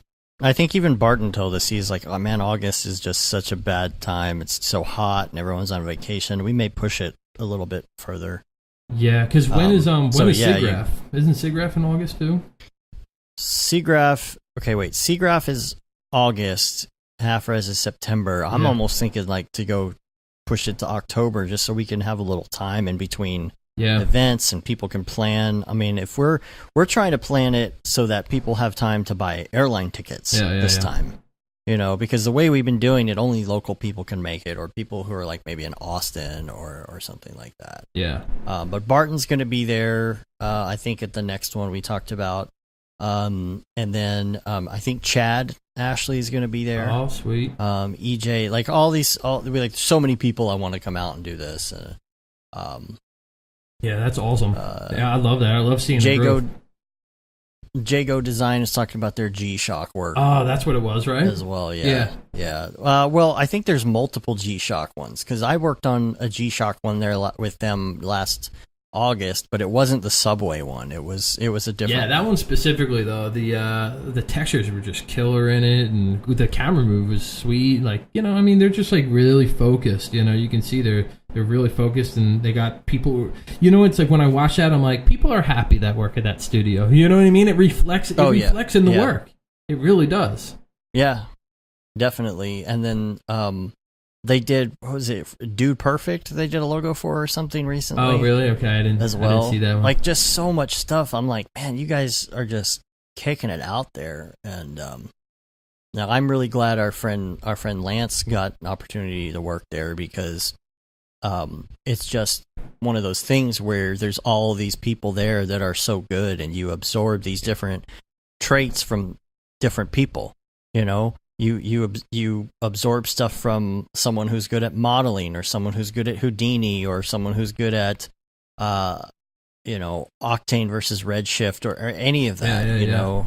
And man, it's just, I think that's what a lot of people, I think that's like the definition now of the boutique is Barton Damer. Yeah. So,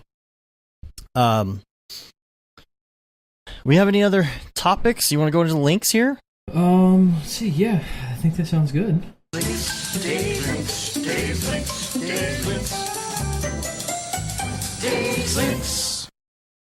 All right. So, links now, I just kind of dive through, because I always end up sometimes with these giant lists of links, and some of them aren't necessarily anything to really like talk about in like a full discussion, but they might be something that's, people would like to look at after the fact in the show notes. I've got a link, gonna have a link to your rusted pixel or rusted pixel thing we were talking about. You sent me that link on Twitter. Yeah. Listery, the basically Spotlight for Windows. I noticed earlier you're screen sharing with me. Are you on Windows 7? I am. Wow. I've just never upgraded. Like, well, I've got two machines. On my one machine, I'm on 8 or above, or I don't know what it is, right? But it's not 7. On this one, I'm just on 7 because I don't know what I need. Why do I need? You tell me. Why do I need to update? I couldn't tell you specifically. What I can say is that back in the day, I had a bunch of machines that were render nodes that were Windows 7, and I've got to say, having to like forcefully move myself to Windows, I am pretty happy with Windows 10 in comparison with the older operating systems. Okay. It feels a lot more solid. I still think that their Explorer is an absolute wreck, which is why I'm into different alternatives and stuff like that. We have that channel on Slack called Make Windows Suck Less. Yeah. That helps you kind of find ways around, make it more Mac-ish. But what we were talking about last week was the Listery, or I forget how you spell it. Man, I've been trying it. I haven't done it too long yet, but it's really great because you just double-click your control button and you get this little window just like Mac Spotlight, and it's very fast at finding things. And that's one of my biggest things with Windows is the fact that I can't search for Jack. Yeah. I'll just go to a random search window in Explorer and I'll type something and it will never come up with what I'm looking for. And then all of a sudden I'm sitting there like searching through folders trying to figure out what I did with a file. And so I'm loving it so far. I haven't really been able to play with all the features of it yet, but if you need like a really easy way to get to files and folders, it's free. It's amazing. Nice. So check that out. Yeah. And then speaking of already been chewed, Grayscale Gorilla did an article about Barton and already been chewed, so there'll be a link to that in the show notes. Cool. There is a Titan XP Star Wars Edition card, 2 different cards, 2 different colors. So the cards look kind of like lightsabers, I guess. It's kind of a dumb gimmick, but I probably saw sold those. out already. I saw those. I bet you they sold out. As long as it matches the lightsaber color, matches all the other colors on my PC. All the other little lights. That's the problem. Maybe you can like custom change it, or at least put a gel over it to turn it the right color. Yeah. Or something. Because it was red and green, right? So I don't think they have a blue one I could put in my blue PC. Yeah. But pretty cool looking. I think it's just a bit gimmicky, and I don't know if it's more money. It probably is more money for it too. I'm sure it is. It's like an extra $1,000 just for a couple LEDs. Yeah, just to throw that Star Wars factor on. And then there's a great article, little one-pager website called Let's Talk About Textures. And, a lot of this you might already know, but it goes over every different main type of texture and what it is and how it works. Cool. So, how displacement works and how, like, different kind of maps work that are not as common, like... What's it called? It's not like a bump map, but when you have creases on metal objects, mostly in like hard surface modeling. I'll have to look this up and see. It's so it's yankomotion.com, and hopefully my bandwidth is good enough to make this work here. See if it even loads. Yeah, I don't know which one. Oh man. Painfully slow. Let's see. Looking right now. It is called Cavity. It's called a cavity map. Oh, okay. Have you heard of this? Yeah, I've seen them through a couple, like, I forget if it was like Polygon or Megascans or something, but yeah, like a couple of them have come with the cavity map. Yeah, it's like this super, super small crease. It's it basically makes it look like there's a crease that goes inward, but it's not something you would necessarily do with bump or displacement. It's like these super small creases. A lot of technical models would have something like this, but it's just a cool site. It goes over this stuff, and I feel like, you know, a lot of it might be super basic and beginner, but like this is a great resource to send to somebody. 21 texture types with examples. If they're just getting into it, like this might be something good for as a reference for one of your beginner classes or something. Yeah, dude, this is great. I'm looking at it right now. The only thing is, it's like, does it tell you actually like how to apply it, how to use it? Because like the cavity map, it says cavity maps are a narrow version of ambient occlusion, keeping dark shadows to crevices and sharp corners only, useful for hard surface texturing. So where would I plug a cavity map in? Well, that's the thing. Whenever you're learning about textures and materials, like not every software has these things. You know, like there is no cavity mapping in Octane. You got to do it a different way, and so it just depends on what you're doing. Sure, it depends on if you're in Maya or Cinema or if you're in Redshift or Octane or whatever. So this is kind of a broad thing. So it's not going to necessarily apply to like Cinema 4D specifically. Yeah, but the knowledge is there, regardless. So that's cool. I like it. That's great. It's just a great way to explain it, and then it's more the fact that it also shows a blank texture of what it looks like before it goes into the model, so you have some idea. Because some stuff isn't just black and white. Like a normal map isn't black and white, but a bump map is. And then you've got like curvature maps and thickness and stuff that are slightly different. Emissive textures, glow. So it just depends. But I think it's like kind of a really simple, basic starting point to show someone, here's how textures work. Yeah. And you may, if you're not familiar with certain aspects, say you are an Octane person, you don't use parallax maps. You don't use cavity maps or maybe even curvature maps. So it's a good way to learn some of these other terms and how they work, and maybe even find a way to implement that technique using a different type of channel. Totally. If it's possible. I mean, a lot of times, I'll fake stuff by using, by putting something in a texture. Like you could fake a cavity map by putting it as an overlay inside of in your diffuse channel. Yeah. Basically, its description is a narrower version of ambient occlusion. Keeps dark shadows to crevices and sharp corners only. Useful for hard surface texturing. So if you're doing that in Octane, I would say, well, you do that as some sort of overlay in your diffuse channel. Or maybe you could work it into your bump somehow. But as far as like animation texturing 101, I think this is a really great start. Totally. And if you're talking to a friend or a colleague or a student and you're talking to them about getting into this kind of thing, it's a great resource. So that'll be in the show notes. And also this week, if you're friends with me on Facebook, you may have seen that I posted a 3D head of myself. I did get the beta test link to Bellis 3D on the iPhone, and so it's really, really fast. It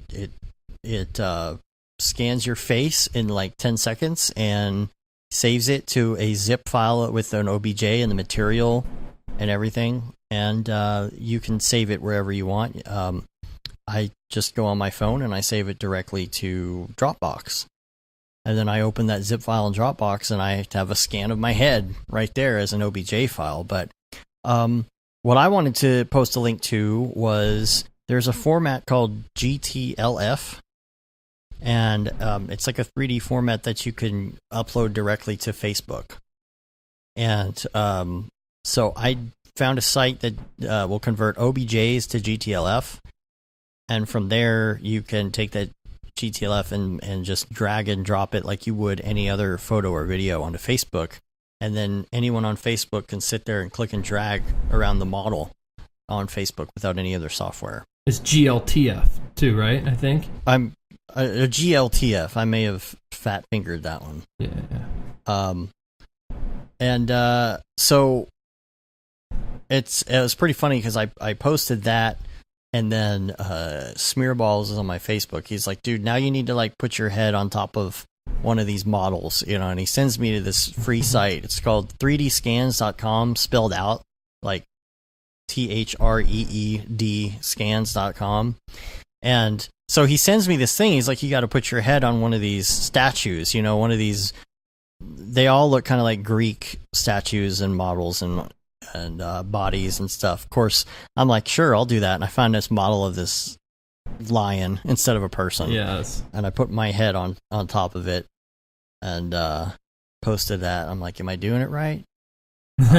So it's kind of two different references right there, because it's a really cool 3D scan site, which you know, I think a lot of people would probably like to use in some of their dailies. Oh yeah.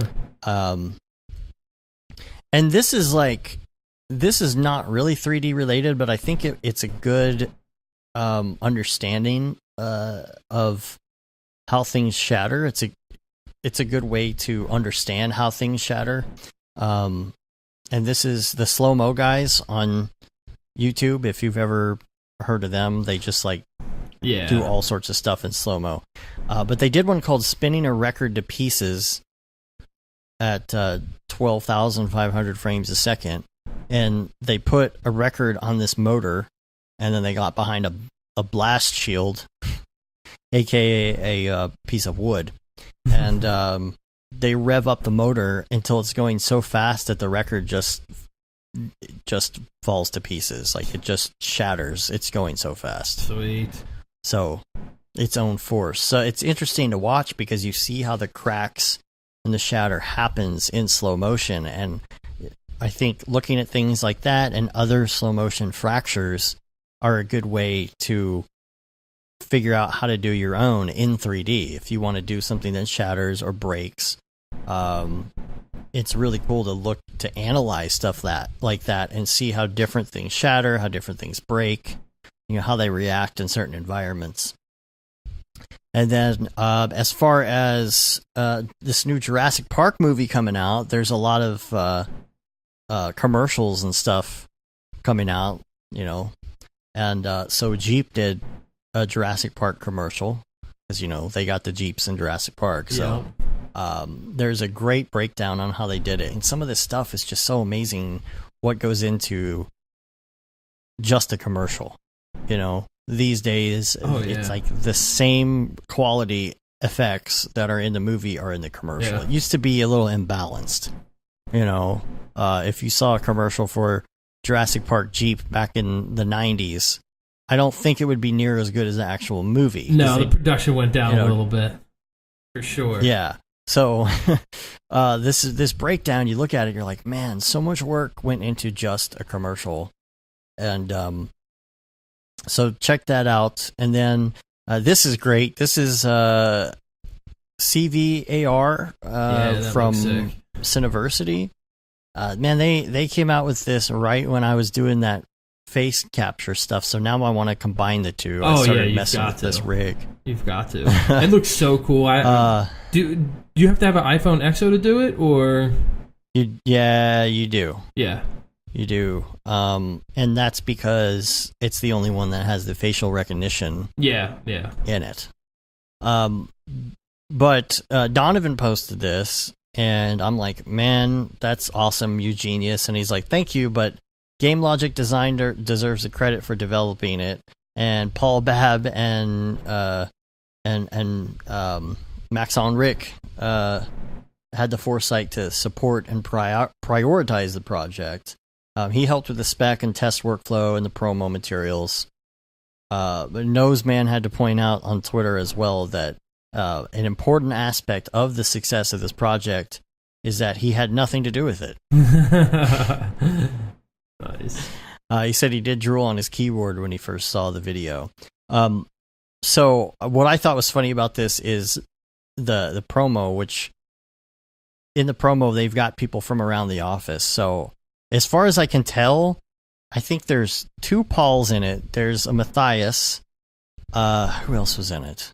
Donovan. I think I saw Kevin in there, and then I might have seen Heather. I couldn't tell. But if you were at NAB, you might have seen Rick's T-shirt that we made him that looks like Rick from Rick and Morty. Did you see any of those pictures? I think I saw them floating around somewhere. Yeah. So we made him the Max on Rick T-shirt because that's kind of a thing we were doing. Like last year, us and like EJ were like, a Max on Rick. Yes. Please tell me you're a Rick and Morty fan, right? We talked about this last time. I still haven't gotten around to watching. You still haven't? Oh, dude. I know. Dude. Okay, so we got him on that, and Rick hadn't actually seen Rick and Morty at that point either. But we're like, just trust us. Everybody's gonna like this shirt, you know. So in the promo for it, you've got Rick sitting there, and he is, you know, his face is controlling a robot face, and he goes, "I'm Max on Rick." And we're like, yeah, yes. Yeah, so good. The phrase is catching on. Yep. So we're you know, I started messing with this again. I haven't had a lot of time to really get too far into it, but as soon as I finish this project, I'm going to try and do some fun face stuff because, dude, doing face animation is tough. It's really tough. So many subtle nuances, you know, in a realistic movement, facial rigging, and it's like, oh, no way. Oh, man. And the thing is that, like, people back in the day were doing this, you know, completely by hand, animating this stuff by hand, and then, you know, it got to the point where they could do trackers and things like that, which is still a lot of work. Yeah. But, you know, rather than learning it at this point, I'm kind of like, you know, if I just wait a couple years, then I can do facial animations just with a camera, and I never have to touch anything. Exactly, which is what I'm waiting for, too. I'm waiting for that. Yeah. Everything up until then is going to have a space mask on or something like that. We're just going to hide the face. Isn't that funny? All these Octane things, man, they either hide the face or they go David Ariev and composite the face in. Yeah, there you go. You know. So, other links I got here. Oh, the Spider-Man trailer. The new Spider-Man trailer. Oh, dude, that was so awesome. It's like all... do you know what they did that in? I don't know. I've been trying to find out some more information on that because it looks amazing. It's unbelievable. Unbelievable. It's so, like, I don't even know how you describe the style because it's not necessarily all toon shaded because some of it looks like nice renders with like lots of materials, but then some of it looks like comic book, some of it looks toon, some of it has a halftone shading on it. But it's just so clean and it's so pretty. Yep. And I don't feel like I've ever seen a style like this. This almost is like a new style. It's definitely a new style. It feels like to me. When I first saw it, I was like, oh man! Like the last time I saw an animation with this many layers to it was when the Disney short was it Paperman? Do you remember that short? And I think it was Paperman. Disney Paperman. And the whole thing, Paperman. It's like two characters, and this guy's trying to get the attention of this girl, and he's doing it by throwing paper airplanes to her from one city building to the next. And what they did was they layered multiple techniques on top of each other, hand-drawn techniques, computer animation. The whole thing's in like black and white, and it's just multiple things overlaid. And when you watch it, you're like, how did they do that? You know, because there's just so many techniques mixed over top of each other. And when I saw this one, I was like, okay, the Spider-Man one, like they just, obviously different people, but they like totally stepped it up. But it reminded me of that same kind of effect of like, yeah, like 3D doesn't have to just be glossy, shiny, like sport graphic look. It can be like so many different things. And yeah, man, it was super cool when what was it? The chromatic aberration depth of field they were doing. Like, so And also like halftone, you were saying too, right? Isn't that like how they're showing depth of field in it? It's not like actual just blurred. Well, there's halftone. Like you'll see the side of someone's face, and in the shadow you see the halftone, but then you don't see it in other places. It's like it's like that. It's not that that's hard to do. Like if you had like Photoshop or something, right? You would just kind of mix it together. But if you're doing that in 3D, it's like it's got to be done because it's such a large production and there's such a pipeline. It's got to be done in such a way to where a lot of that is automatically done. Yeah. You know, or I mean, no way anybody's going to go through each one of those scenes and set up each one individually. There's got to be a system of determining like what causes this part to be halftone and then this part to be toonish and this part to be like realistic. You like the scene when you see like a bunch of buildings and cars in the background and they look very much like a regular render, but there's still something slightly toonish about them, but you don't know what. Yeah. It's like they had to have come up with an algorithm or a system of putting those pieces together. Yeah, and the 3D is it has like this illustrative, almost painterly quality to it too. You know, it's like I can almost see like a really soft brushstroke for like the specular on like their skin and things. But yeah, like I'm reading it, and it says there's no artificial camera lens blur. Instead, the depth of field is suggested by using chromatic aberration on out of focus objects, and they paired that with a halftone shader that they custom made. Like, what? How'd they do it? I want to know. Because a lot of these toon things, what you end up seeing is kind of like oh man, what was the movie that was done like it was all watercolor looking? It was about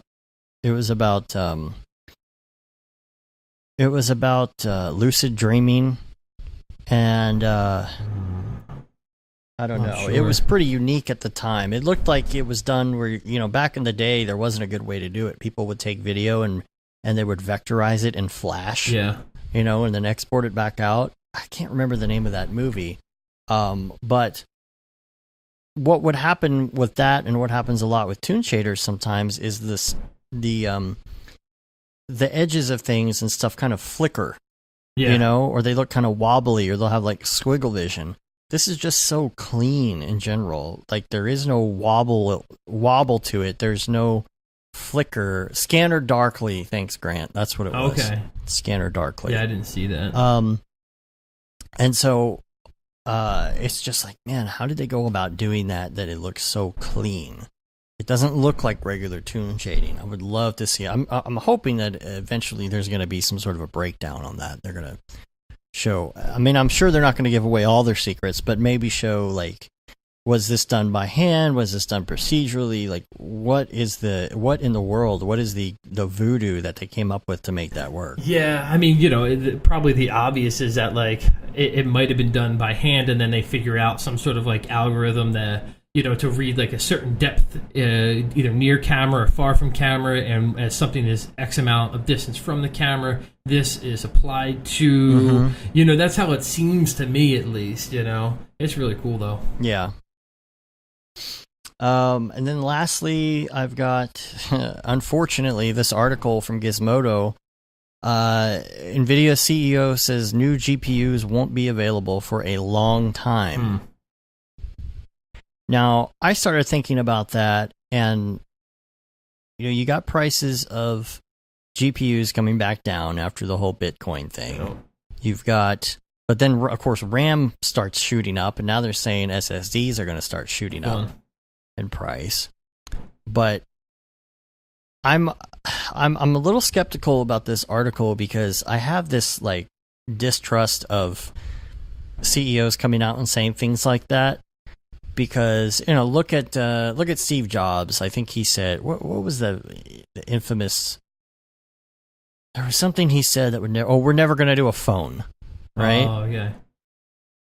Like a year before the iPhone came out. Oh, we're never going to do a phone, and then it comes out, and sometimes I feel like they sneak in. Sometimes CEOs or representatives will sneak in these little things to make people do a certain thing or buy a certain thing. And I feel like in this case, it's like maybe they have a whole bunch of 1080s left that they're trying to get rid of before all of the people buy the 1180s, and it's like, you know what's happening right now is everybody's waiting. Yep. Nobody wants to buy a 1080. Yeah, no, of course. I'm not going to buy a 1080 everyone's right holding now. out. There's no way. No. And so it's like they have some stock they got to push. So they're saying, oh, it's going to be a long time before the 1180s come out. So people who are on the edge are going to be like, oh, I'll just go ahead and buy the 1080. Yeah, like I don't have that enough time to wait. I'll just buy it. Yep. Yeah, it's probably a good idea. Because what is a long time?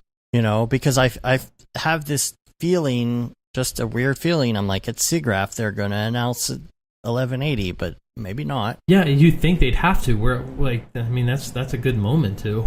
You know, it's like, when else are they going to announce it? Yeah. So I'll put a link for that in the show notes. And now let's do Beeple's People. People's people, where'd you get that Grebo? People's people, what's up with that guy? Oh, here we go. All right. Today, we are going to start out on get out your Beeple viewer of choice. I prefer Twitter. And we're going to open up June 4th, Year of Our Lord 2018, and it's called Biometric Workforce. Now, this is very interesting. I think Matt sent this to me the moment it came out, because it was like, okay, this fits our fake narrative, which, you know, we've been talking a lot about the big Beeple's people and the little Beeple's people. Mm-hmm. I've heard that. And I think even at one point we weren't sure, were the original people from Earth the little Beeple's people or the big Beeple's people. And to me, this kind of proves that the little Beeple's people are the humans from Earth. Mm-hmm. Because it looks to me like they're engineering the bigger ones. Now, originally we thought the opposite.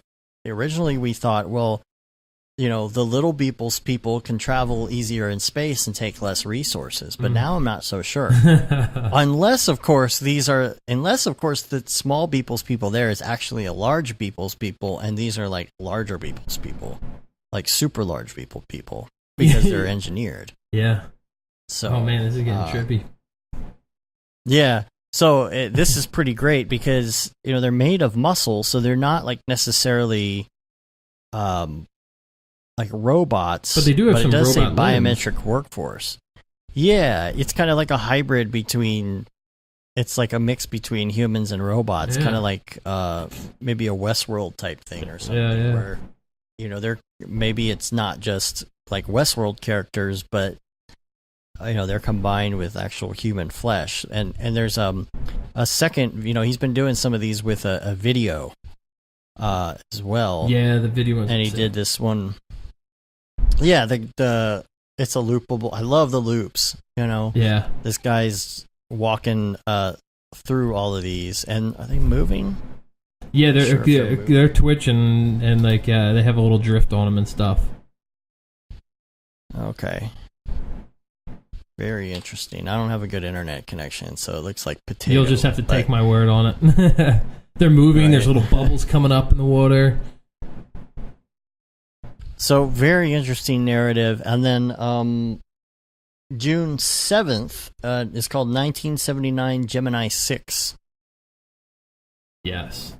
And I'm trying to figure out what the 1979 represents, which, you know, everybody's going to look deep into it, and in reality, he's probably just like, I don't know. Yeah, it's made this date up.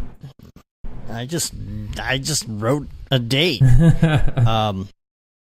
This to me, this is like not necessarily in the narrative, but I just thought it was a cool looking piece. Again, it's really hard to tell what render engine he's using on any given piece. Dude, I was chatting with him because I was hearing you guys go back and forth, and like sometimes you're like, oh, I think this is Redshift, oh, this is Octane. I was hanging out with him, and he's like, I use like Octane for all of them. And I was like, yes. Well, there was a point that he used Redshift, though. I think maybe he was just playing with it. Yeah, he was like, yeah, I used it like for like 1 or 2 maybe. and I didn't want to like burst sharing Matt's bubble, and I'm like, yes, this is great. I want to hear like their reason for which one he used, like knowing that he's like using Octane. Right. Well, we for a while we were on the edge with that. We kind of gave up on picking the engine, or sometimes we really don't even tear it apart. Now it's like as far as like technically what it is. Now it's just kind of like the story. We're interested in what's going on with the story. I saw this one. I was like, Adobe should just buy this from him. Doesn't it look like the Adobe logo? Right. That's sick, dude. They could be the new Adobe logo. Yeah, like just purchase that from Mike. Come on. But it makes sense to me though, like if he's going back to Octane, just based on our conversation earlier. I mean, I feel like I would have done the same thing. Yeah, he said that like what he liked, the one thing that he did like about Redshift was just like the atmospheric and like the fog stuff. It's just better in Redshift. So hopefully they'll update that stuff. The last one is on June 9th. I'm waiting for my Beeple viewer to load up. Come on. Here we go. This one is called Post-Op, and not in the way you're thinking. But the one of these robots, it looks like it's more complete. Yeah. And it's like maybe this is a final version, but like this is... See, now here's the thing I don't understand. Like... The technician is nearly the same size as the robot. Yeah, not that much size difference, right? So I'm like, is this person also a robot?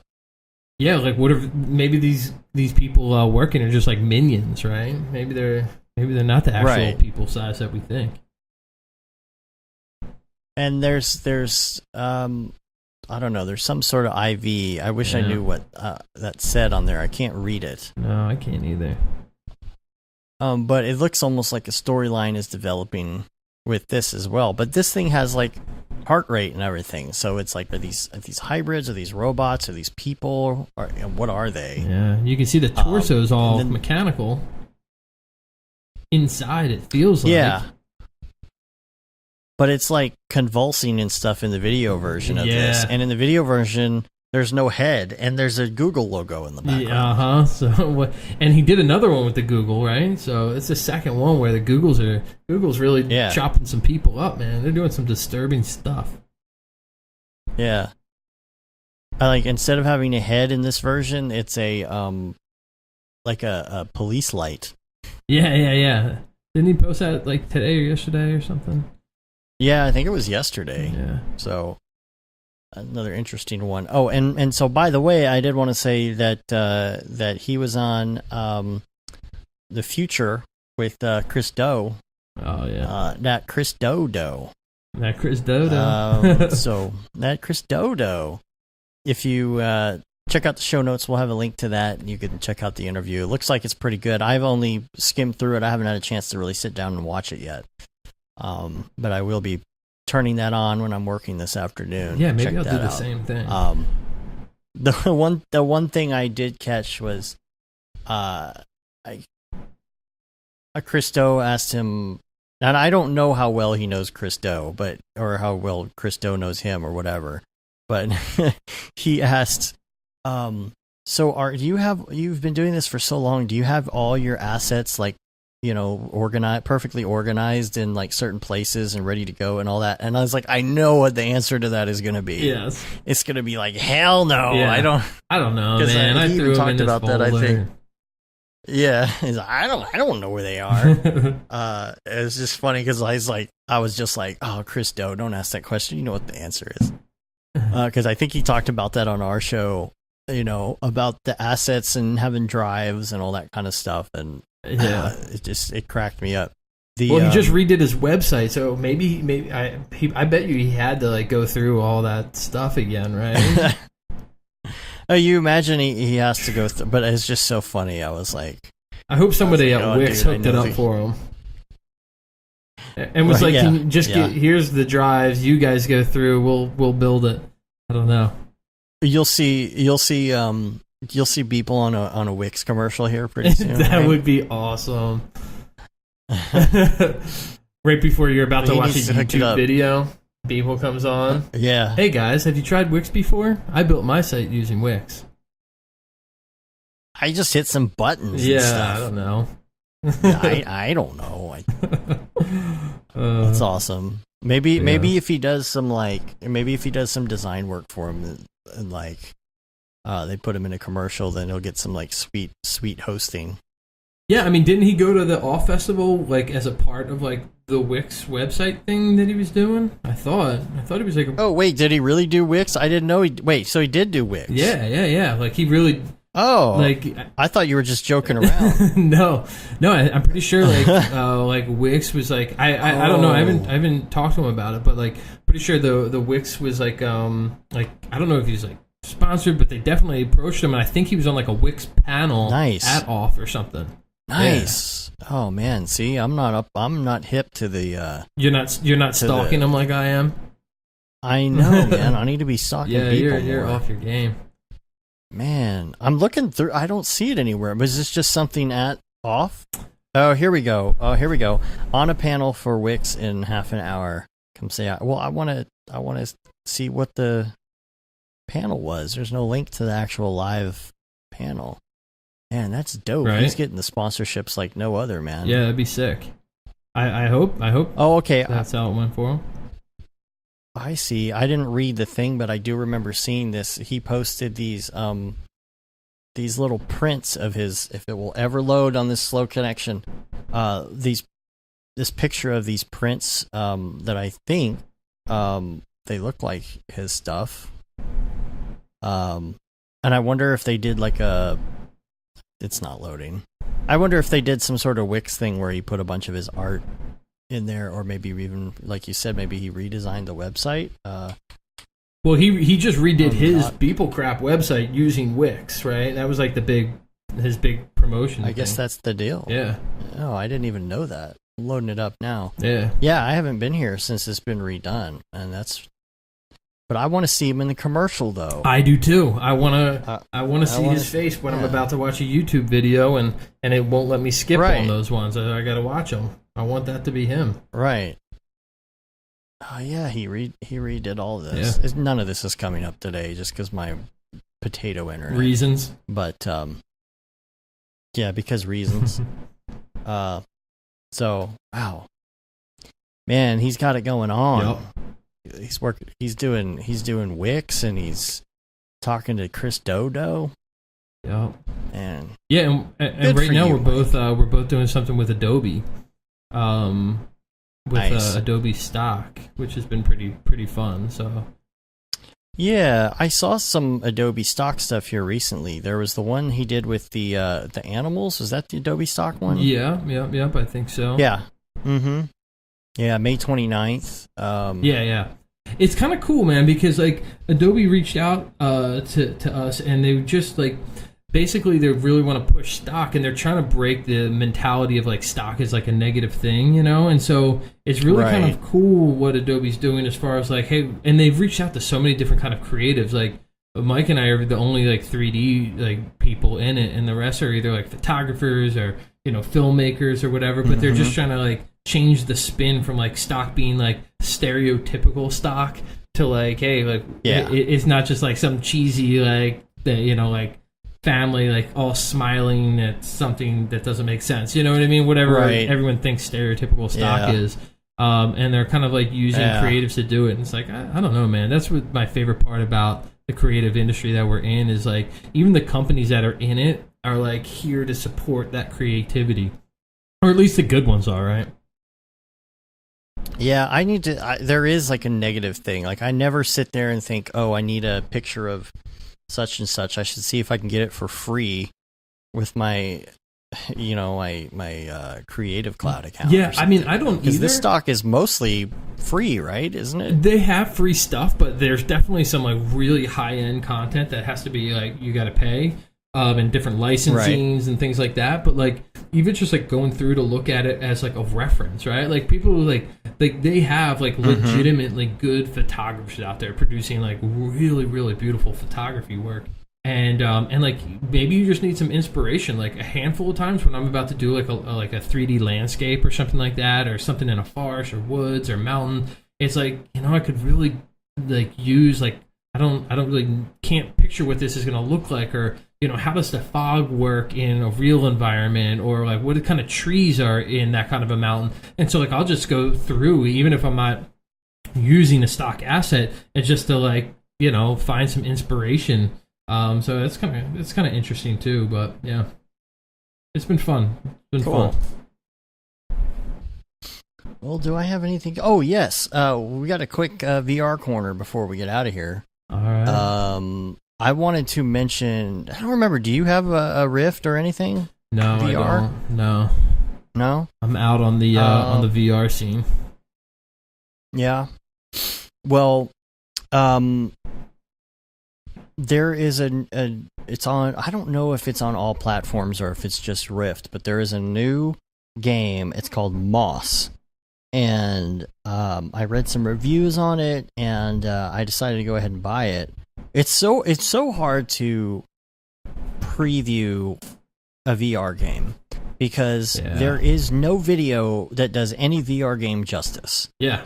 There are so many of them that I've looked at and been like, that doesn't look too great. And then I get into it in VR, and I'm like, this is amazing. So it's very it's a very cool game. It's very macro world, kind of like Little Big Planet. I feel like if they could do a version of Little Big Planet like this, it would be really, really popular and really cool. I'm such a big fan of the macro worlds and stuff. So this is like little cities and towns and villages, and there's a little mouse that you control, and it's great because this is a sitting down game. And as much as I love like Robo Recall and all that kind of stuff, sometimes I do feel like I want to sit down and play a VR game, like a puzzle game. This is a puzzle game, but what's great is with the controls, you control the mouse, and the movement of this little mouse is really great. And he's got a little sword, and like he hits things with it, and he's like a little cute mouse. But it's macro world in that like it's almost like a like imagine a train set or something, right? If you build a train set, you put the little hole in the middle, and you're like in the little town. Oh yeah. But it's like that, except you're in the forest, and there's these little mouse houses and stuff. And even at one point, like you look up, and because it's in the forest, you see this deer come up and like stick his head in because he's like, "What is this?" And you're like, "Oh it's man, like sense that of deer's scale." huge. Yeah, it's just really great in that aspect. And there's all these different moments that make you do that little breath thing. You know what I'm talking about? When you're like, it's like you made me breathe out my nose for a second. Yeah. You know what I'm talking about? Yeah. Like something you're like. Yeah. Because something's so cool. Yeah, it's just like that aha moment.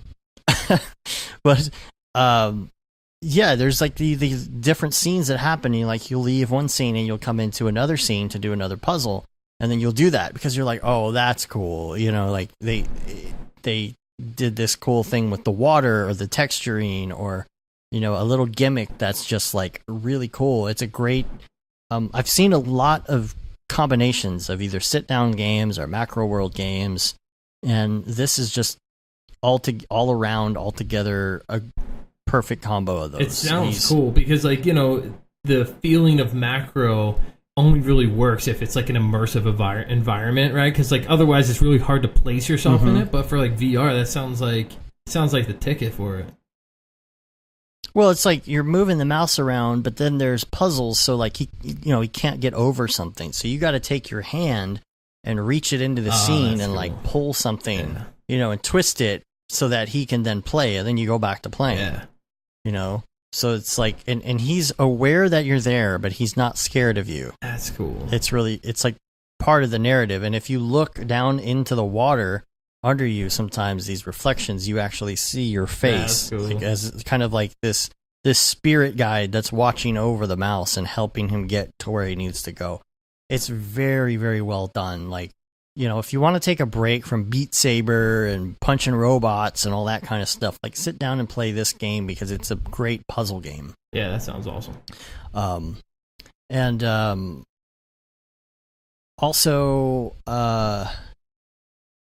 another article. This is on Upload VR. Valve says now they're going to allow everything on Steam that isn't either illegal or trolling. And I don't know how I feel about that, because like if you allow any person to upload any game they want, I mean, let's be honest here, you're just going to end up with a lot of anime porn games. That's what I'm thinking is going to happen. Yeah, probably. That's where it all goes. I mean, and the VR stuff too. Like there are like tons of these little VR porn things, and it's like, why? I don't know. That's just weird to me. It just doesn't like. I don't know. I just don't understand it. I guess I don't understand how someone's enjoying that stuff. Just doesn't make sense. Well, if you think about somebody who is an anime fan and might be an anime fan of, or a fan of like anime porn, unfortunately, but then all of a sudden they have a VR headset and they can like meet their, and I say that loosely, meet their. I guess it's like all right. Yeah, I guess I get it. You know, whoever they're fan of, but like it's mainly the fact that Valve says they're going to allow all of this stuff on Steam. It's like, really, there's no approval process. Yeah. So like as long as it's not scamming you out of money or it has illegal content, they're going to allow it in there. I mean, there's going to be this like gross subset of awful things. I'm sure. Like how they, because I guess how do they control that? I mean, right now there's an approval process. There's a procurement process, and it would be like if Apple allowed everything that was submitted to just go in there blindly. You would just have this massive amount of just spammy, stupid games, which it's already bad enough with the procurement on the App Store. There's like 1 million copycat games and like Candy Crush and Candy Crush-esque games. Yeah, it's hard to find like the real one when you go to search for something. Yeah, and all the ones, there's like all these games that are like medieval this, medieval that, and they all have these like cartoon logos for them, but then they're just some like top-down, I don't know. It's just, I don't think it's a good idea for Valve to be doing this. I think they have tons of games. It's working. I guess they got some flack for whatever their procurement process is, but like don't say, okay, now we're just going to allow anything. Yeah, exactly. Just maybe, that seems pretty crazy. I mean, people were talking about it in our Slack, and they were like, what's going to happen is this is just going to make Oculus Rift even more popular, because it just seems just. Yeah, I'm not saying that the other headset, the Rift and the other one, Vive, because the Vive. I'm not saying that the Vive is bad. There's some great things about the Vive. I prefer the Rift. But it just seems like there's been more support from people on the Rift, and just making sure that it's a very seamless experience. You can use Steam to do VR stuff with the Rift, and I go into that environment rather than the standard library that you use with the Rift. And it's just a mess. It feels messy to me. There's too much going on. You can't get to things. It seems like it's this free-for-all environment that is just not as clean and not as procured and not as good-looking and thought through. Yeah. And I just feel like this is going to add another nail to that Vive coffin of just like this wild west of crappy VR games that like you don't know what you're watching. It's like some you're getting. Like high school kid in some odd country put this crappy game together, and it's just a big waste of time. It's almost like YouTube tutorials. Like a lot of times, it's like so uncurated that like you click something, you're like, man, this is just total crap. I've just wasted 5 minutes of my time having this person mumble around and doesn't even make sense. It's incoherent. It's kind of like that version of the games, right? It's just like whoever wants to upload whatever you want to upload, whatever skill you got. Well, there's already one I saw the other day. It wasn't a VR game; it was just a regular game, but it was called Hand Simulator. Hand Simulator.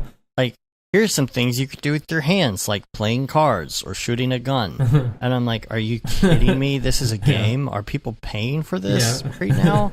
It's good. And that's with procurement. So just wait. Yeah.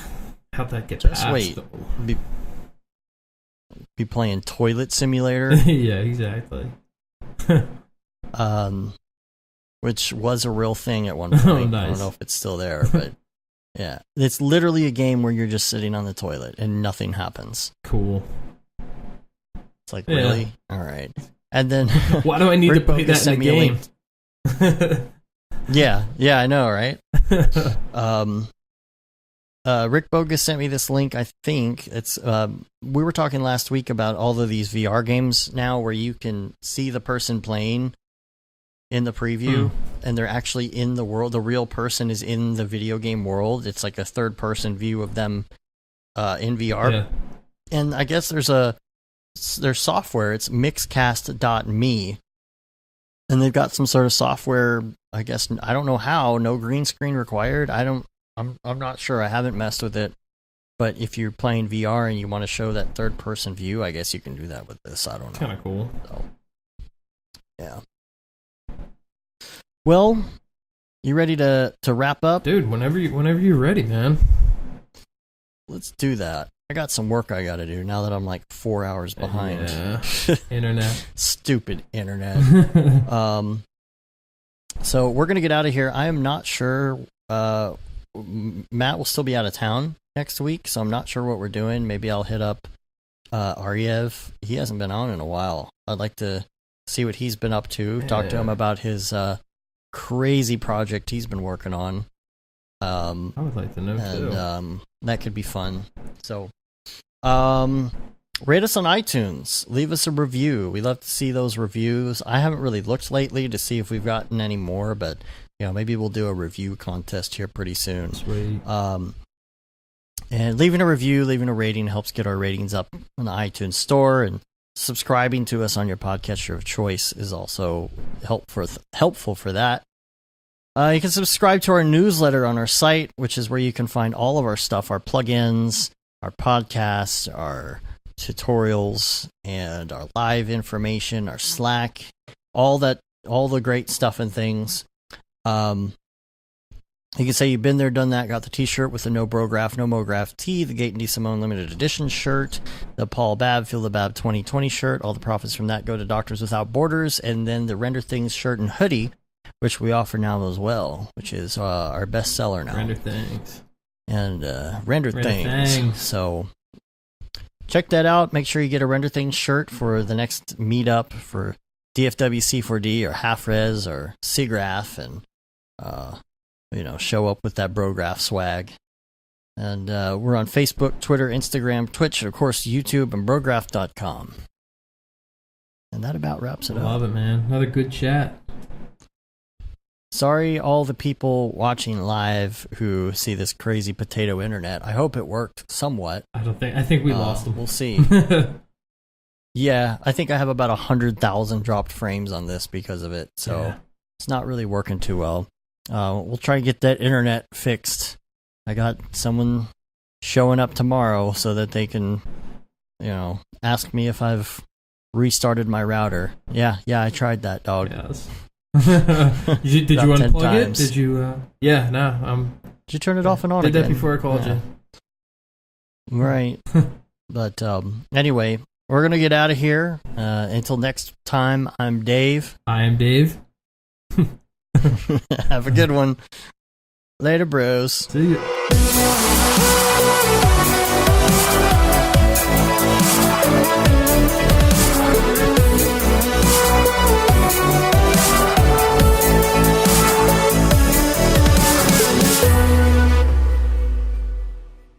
It's pretty good, I guess. Brograph.com, an online resource for learning Cinema 4D, After Effects, and other motion graphics tools specifically catered to help you prevail as a motion graphic designer. What's up, bros? Welcome to another Brograph motion graphics tutorial. With tutorials, plugins, and now a podcast with tens of thousands of listeners worldwide. Yeah, it's a great community to be part of. We give you professional time-saving tips, industry news, interviews, shortcuts, and lessons that help keep you current in the world of motion design. Throw in HDR Studio, take the render settings, pick the HDR, put in a reflection, and gorgeous. I love projects that scare me. When our art director comes to us and asks for something that I had never done before, man, it gets me pumped. Our weekly long-form podcast will give you the latest news, help you in your file management, hardware configuration, and client relations. Learn about the latest render engines, modeling techniques, and workflow integration while staying entertained. Real nice banana. Ah, that's so funny. All right. I'm going to live forever. Our Brograph Talks are a chance to see the way industry leaders from around the globe are changing the face of motion design. Sometimes you got to make stuff that you're not going to put on your reel, and I'm not here to judge. The podcast and talks include people like Beeple, Barton Damer, Nick Campbell, Andrew Kramer, David Ariev, Chad Ashley, Paul Babb, EJ Hassenfrost, Mitch Myers, Chris Schmidt, Jules Urbach, Cornelius Dammert, David Brodeur, Andy Needham, Caitlin Kaju, Zubair Parker, Noseman, Ryan Bean, Casey Hupke, Nick Lyons, Sage, Joey Korenman, Jeremy Cox, Rick Barrett, John Dickinson, Matthias Omatola, Patrick Goski, Brandon Clements, Steve Teeple, Tom Glimpse, Patrick Lundstrom, Julia Simone, Devin Coe, Al Heck, and even Deadmau5. You get that render done. Yeah, you better frame what? Our Brograph breakdowns go behind the projects and give you an insight on what it's like to manage and maintain your own personal business or work for a large company. Join us for live sessions, check out our useful plugins, watch time-lapse projects, interact with us, and send us email questions and topic ideas. Or just hit the Rando Render button and do an imaginative daily that'll keep you on your toes. Take all your dreams and let's do it! Subscribe today and get automatic updates on the latest tutorials, tricks, tips, and inspiration brought to you by industry professionals Dave Koss and Matt Milstead. We don't care how you get here, folks. Just get here.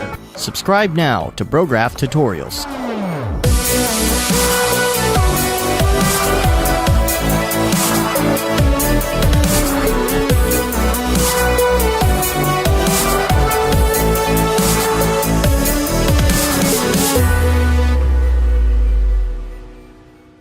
It's pretty good, I guess.